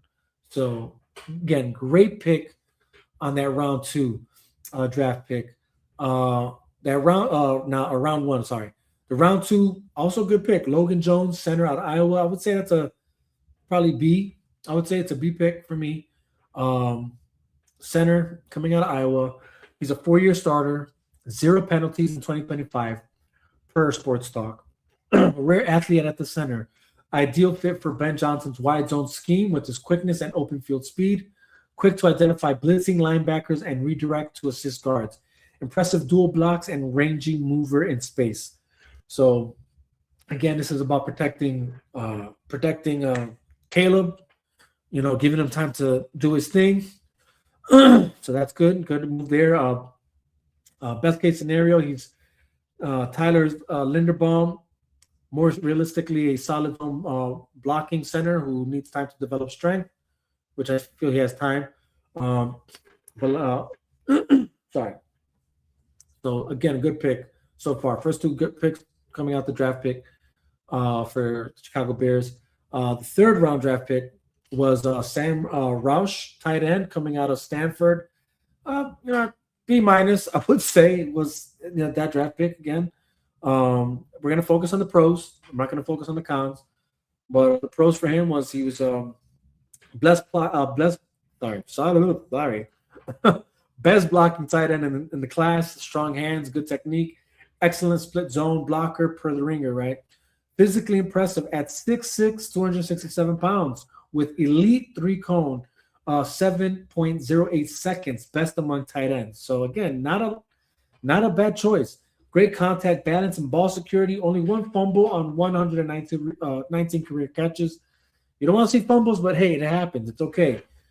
Solid route runner for his size with impressive body control and stop-start ability. Now, the only con I'm going to focus on here because it's worth mentioning, and that's kind of weird considering you still have Cole Kmet and Loveland on the team. So I'm not so sure why you brought in this 3rd tight end. Maybe has something to do with Cole Kmet, but that's a conversation for another time. But we'll see what happens here. Let's move on, right? Another round 3 pick was, and again, this was due to like certain trades and things that were done, so it worked really well for the Bears. Another round 3 pick was, sorry guys, was Xavier Thomas, wide receiver out of LSU. And again, I'd say a decent pick. Decent pick. Not a bad pick, but a decent pick. I'm going to give it probably a little. I'm going to give it under the B minus. I'll probably say a C. I'll give it a C. But again, we're just going to focus on the pros with him. He's a dynamic athlete with big playability. Showed flashes at LCU as a deep threat, so that's good. Adds deep and versatility to an already deep wide receiver room, which what we need for Caleb. Late round value pick at 89, low risk, high ceiling. So again, not a bad thing. A developmental flyer for sure. If he clicks in year 2 under Ben Johnson, he could be a steal. So that's good. I think that was again a good pick. Good, solid, average pick. I'll say that.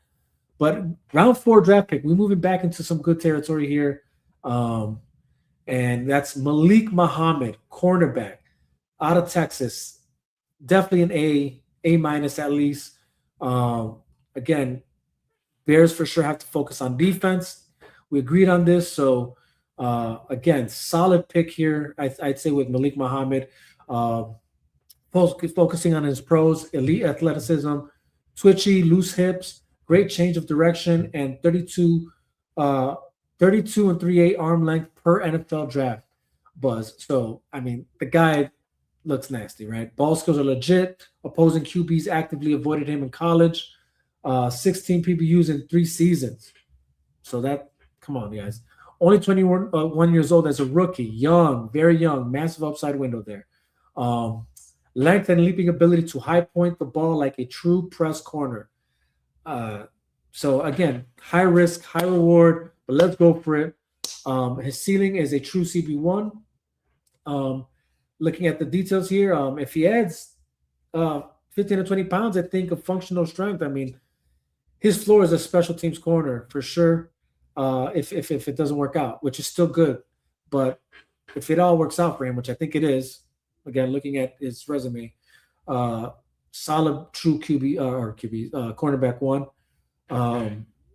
And again, the list keeps going, right? Again, they focused really well here on the defensive end with another pick here at round 5. Keyshawn Elliott out of Arizona State. Again, solid A. My personal opinion, solid A or A minus at the very least, coming out of Arizona State. Again, focusing on his pros, man. Sorry, guys. 68.2% pass rush win rate. One of the best blitzing linebackers in the entire draft class per Pro Football Network, right? Hard for offensive linemen to latch onto. Good physicality into contact. Solid tackler with proven production at the college level. Again, solid 5th round dart throw on a high motor blitzer. If we can find him, if he can find a role, he's as a situational pass rusher. In some packages, this pick definitely, in my opinion, overachieves. It's a solid pick at round 5 at that. Again, due to these trades that we made, allowed us to get him at that round. And again, solid round pick, round 5 pick. Then we have the round 6 draft pick, Jordan Van Denberg out of Georgia Tech, defensive tackle. Again, if not an A minus, I would say B plus, man. Perfect 10-point RAS score, the most athletically elite defensive tackle tested since 1987. Elite first step quickness and heavy hands to beat blocks. Average PFF grade of 72.7 over 3 seasons. Solid floor for a late round pick, guys. A pure athletic flyer. So again, the Bears smartly packaged, dude, 2 7th rounders, dude, to move up for him. And I think it worked well for them. If the coaching staff clean up his technique, he has the athletic profile to be a steal, guys. Biggest boom or bust pick of the class, but I'm gonna go towards boom. For sure. Um, again, man, like they drafted heavy on the defense, 4 out of 7 picks, and again, it addressed the real needs that they needed on defense. Um, I think Zineman and Muhammad for sure are the headliners, obviously. Um, the ones that for sure I think probably are questionable is the Logan Jones um, and the Rush. But other than that, I mean, again, solid those overall solid picks, guys. I'm not mad at it. I think the Bears did well on their draft picks. Again, Ben Johnson proving he is without a doubt the right guy for the job. Um, and even general, even on the organizational side of things, right? Like this is becoming a the Bears are rightfully becoming the team that they need to be. And I think they're going to be a threat to be threatened with in the next couple years, right? But let's go ahead and move on to the next thing regarding the Bears, and that's the Bears Stadium, guys. Big news with this. It's technically not official, but technically still official. Uh, and that's that recently the House just passed the bill here in Illinois, so now it still needs to go to the Senate. But that's big news, guys. That's big news. Um, there's no way it's not going to pass in the Senate. That's just a fact. Um, but it's obviously Indiana's. And look, look. I'm gonna give Indiana their credit where credit is due.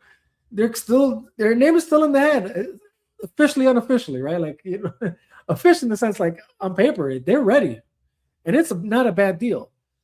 So if for whatever reason it doesn't pass in the Senate, uh, that's still not a bad. The Indiana deal is not a bad deal for the Bears. But obviously they're still there, and there's still the leverage that the Bears need to, I think, rightfully have this happen, right? So again, it just passed the House, so that's great. Um, um, which what was it? Was it a? Oh wow! So unanimously, 78 to 32 vote unanimously, right? So this would allow the Bears to negotiate a payment in its lieu of property taxes, right, with local governments for an Arlington Heights Stadium. So that's great. The Bears released a statement, though, saying additional amendments are necessary to make Arlington Heights feasible. So let's keep that in mind. I do want to keep that in mind, right? Like, not jump the gun here. It's not like it's all gravy, right? But that's so far out of the Bears camp. That's what they said. Their main concern is a new provision in the House bill that requires 50% of pilot payments to go towards statewide property tax relief, which could make taxing bodies demand far more money from the Bears to compensate, undermining the very tax certainty that they're seeking. So there goes that. Right? So that's the necessity for the Bears to make this Arlington Heights thing feasible. And then as well as, again, the bill now goes to the Illinois Senate, which returns next week, but is expected to take its time and likely pass its own version before sending it back to the House, right? The NFL Stadium Committee has a virtual meeting with the Bears brass scheduled during the week of April 27th, so it's coming up for a progress update. The Bears' self-imposed deadline is late spring/early summer for a final decision with an eye toward a 2030 stadium opening. So that's cool news, man. Illinois spring legislative session runs through May 31st, which acts as a hard deadline. So we'll see how that goes. Like I said, Indiana's still in the background, and rightfully so. You need them to be the leverage for the Bears. So again, big news, guys. I have no doubt that it's going to be here in Arlington Heights. Honestly, it'd be silly. It'd be silly for Illinois to sleep on that. Let's just say that. It'd be silly for them to sleep on that. And I know there's a lot of people from Chicago that are like, oh, that's stupid, because, you want it to be here in Chicago. But look, let's just be honest, guys. If you have a problem with it not being in Chicago, take it up with the mayor. Simple as that. Simple as that. Take it up with the mayor. Y'all voted him in. Y'all take it up with him. How about that? All right. On that note, guys, I'm going to end it on this note. obviously, you know, sad day in Chicago whenever there's something of this magnitude, and obviously a lot of, I would say, even questions around this. Personally, in my opinion, like how can something like this occur? But there was that Chicago shooting today. For anybody who's been paying attention to the news earlier this morning, um, obviously my prayers go out to the family of the officer that did pass away. Um, I believe there's one that's still in critical condition. Um, I will say, from what I'm gathering, is that apparently the offender, the guy who shot the officers, was arrested during or was locked up for this robbery that he was a part of in the morning of a convenience store where him and another man apparently beat this old lady who was working there, which, scum of the earth, obviously. I have no, yeah, I'm not gonna hold my tongue on that. Definitely a piece of shit. So, um, so apparently he was seen with a gun on the surveillance footage. um, sorry, when the sorry, hold on, let me drink some water.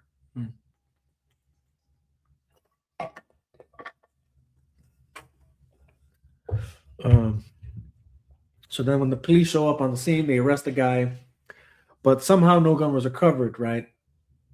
Now, this is where it gets crazy. So apparently this man not only was a piece of shit, but he was a fat piece of shit, apparently. And sorry, I promise I wasn't gonna swear, but I kind of just, this story kind of just pisses me off. So they lock up the character or the defender, whatever. But while he was locked up, apparently he said that he swallowed crack. Whether it was a ruse or not, I don't know. I'm gonna assume so, right? And so per protocol, whether when a suspect or the offender, whatever the case may be, the arrested guy, whoever it is, if there's like, I don't know, like some sort of accident, some sort of visible damage, drugs related kind of scenario. I think especially after the George Floyd situation, right, where it's obviously clear that he died because of the overdose, right? So things like that, they kind of have to take him to the hospital now, right? So they take him to the hospital apparently, right? Which is the what was it? What hospital was it again? Yeah, Endeavor Health Swedish Hospital. So they take him over there, and apparently they stripped the guy down to get a CT scan, and obviously at that point it's when he realizes, I'm pretty sure that they're gonna find a gun on him, right? So he had a 32 revolver apparently hiding under his belly. So that's how fat he was, right? He had that overline, so it was hiding there the whole time. So for those who were wondering, right, like how come they didn't find him when they first got to the scene at the robbery? Apparently, it was hiding under. They must have just had it down around his fat and the normal, between the balls, between the leg, all that stuff. But they didn't bother flipping over the fat, to see what was hiding under there. And apparently, he had a 32 revolver. So at that point, pulls it out, shoots both of the officers in the head, and then I think takes one of the officers' gun, and then runs from the hospital, ditches his cuffs, and I think they end up finding him later, like hiding in some sort of porch or something like that, and now he's in custody. But with that being said, now one of the officers apparently died, and the other one is in critical condition. I think I had their name somewhere here. Oh, sorry, hold on. That's why I have it hiding here. Like I know I put a. Here we go. So, so we got the. Oh, here we go. Bam. All right. So yeah, the officer's condition. The one that passed away, I believe, was a 38-year-old 10-year veteran. and the one that's in critical condition is a 50-year-old, 21-year-old veteran. I had the officer's name in here somewhere just so I can give the family my prayers and, you know, condolences. But okay, never mind. Thought I had their names here. But yeah, all that to say, again, sad day in Chicago, and for all my friends out there that are police officers, you know, and please be careful. Please do your due diligence. And obviously, lesson learned, guys. Like, apparently, look under the fat of these fat fucks, right? Jeez, that's crazy to think. Like, that's what it was. That's just crazy. But again, shout out to the families, and, you know, again, prayers and condolences. Thoughts are with you guys, even with the one that's in critical condition. Praying for your health, that somehow you come out of this alive.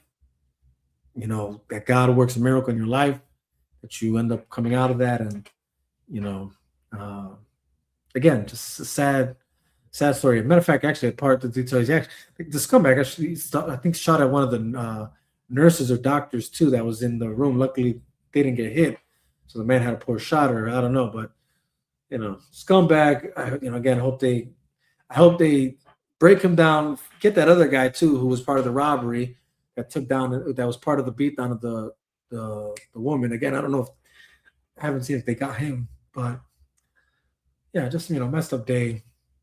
Definitely worth noting. And again, for sure, just point out that my prayers are with you guys. Again, for all officers, obviously, please be careful. But I obviously do have friends that are in that family as well. And obviously, my prayers are with you guys. I pray that you guys are safe at all times, you know, and just, you know, please be careful, do your due diligence. And then even for anybody out there, like, obviously, look, these two knuckleheads went into you know, being an old lady down that was working. That's just crazy, you know. So please be careful, man. And this is why I always argue for carry that thing with you, man. Carry that thing with you. I'm for shop owners and established owners. Carry that thing with you, you know, straight up. You just never know, man. It's crazy out here. But that's Chicago for you, man. This is, you know, this is where we're at, guys. But anyways, that being said, I'm gonna end it here, guys. I'm not gonna go into the rest of what I said I was gonna possibly talk about. We'll say that for another time. Again, I want to just shout out those that were in the comment sections. You know, engage with me. Thank you, guys. Thank you for those that are watching from X, from YouTube, Facebook, IG. Appreciate you guys. And for those that watch this later on, again, appreciate you guys. If there's anything you guys disagree with me, let me know in the comment sections. If there's anything you did agree with me, let me know in the comment section. Let me know how you feel about this, about everything that I touched on, from the movie talk to the sports talk to the, you know, recent thing. And again, I'll definitely give you guys more updates once I get more updates on that. And if you guys would like for me to talk about more Chicago-related even news, let me know. I'll dig more into that side of things as well. But yeah, I felt this was definitely noteworthy, you know, of note. But yeah, guys, again, appreciate you guys. Make sure to hit that like button. Make sure to subscribe. Make sure to share. You know, like, get this thing going, guys. Let's make this, you know, let's get this going. I like to, because I want the engagement. I want you guys to engage with me here. You know, I want you guys to let me know. I want to know your thoughts, right? That's what allows my conversation to be more robust, right? So yeah, let me know what you guys think. So that way I can address these things and we can, you know, engage. But again, like, subscribe, follow, share, all that goodness. I much appreciate it. You'll get my love and my appreciation for it, guys. So again, thank you guys for watching. Thank you for tuning in. This is the Chop Shop, guys, and we are out of here. Much love. God bless, guys.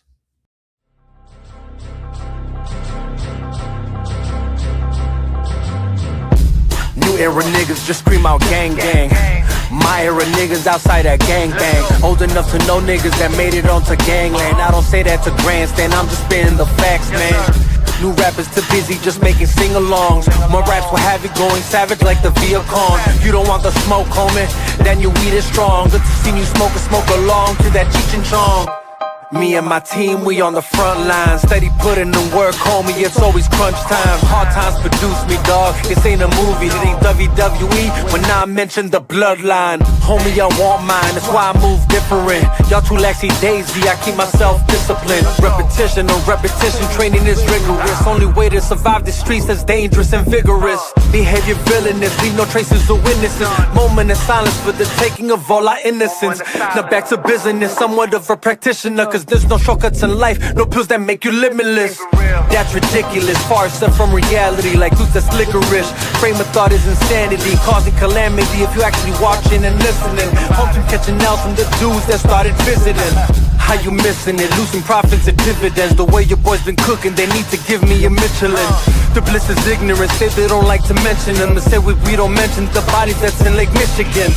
Fucking hypocrites, I separate from the fakes. Run with a pride of lines, identify all the stakes. Hubris says they folly and catch on other mistakes. Matter of time before they're just another body that's in the lake. Navigate, these troubled waters won't choose my fate. My vision is too ambition like Alexander the Great. Say there's much on my plate, but I carry my weight. Figuratively and literally, for all those who can relate. I never break, you never get me to fold. You never get me to leave, Chicago is still my home. But I carry my heat, this windy city is cold. Valentine's Day massacre, but was it really Capone? Face blown out of proportion, the different views of contortion. Use best proceed with precaution before you lie dead in a coffin. It's not a threat, that's a promise. Best quit talking your nonsense, your body could end up missing. Got your family claiming we lost them. Can't find them, bad timing, he's flatlining. Good riddance, bit it negative to mankind. And I'm like Jack Reacher, the equalizer, John Wick, Jason Bourne, the accountant. Either one, you could take your pick. The damage I could do with my side weapon. John Wick with my P40 Smith & Wesson. Opposition lightweight, so I'm not threatened. I'm just glad about the hate that they keep sending. It's really easy to talk that rah-rah on the internet. There's work to Zaza, I heard y'all ain't got your fingers wet. Go get your cherry pop, by the very op, we bustin' real ones. Got the heavy guap, you just carry props. Bunch of these gangsters claim to be hard to the core, but they really not like women that claim to be faithful. But they really thought, act like they down, but when shit goes down, they call the city cops. Same fools think they know a lot, no dilly squad. Tired of all of this fake shit, but fake asses and fake tits. They fake smiles, but fake lips. Picasso looking with their faceless. What I call nigga replacement, where the so-called real are the fakest. So the fakest niggas are the greatest. What was common sense no longer makes sense. What was common sense is now rare sense. What was funny then is now flagrant. Living in your thoughts, I don't pay rent. I take my time, you like patience. Then your blood drip on the pavement. With a headshot, got you brainless. After getting hit with that stainless, killer instinct, call me craven.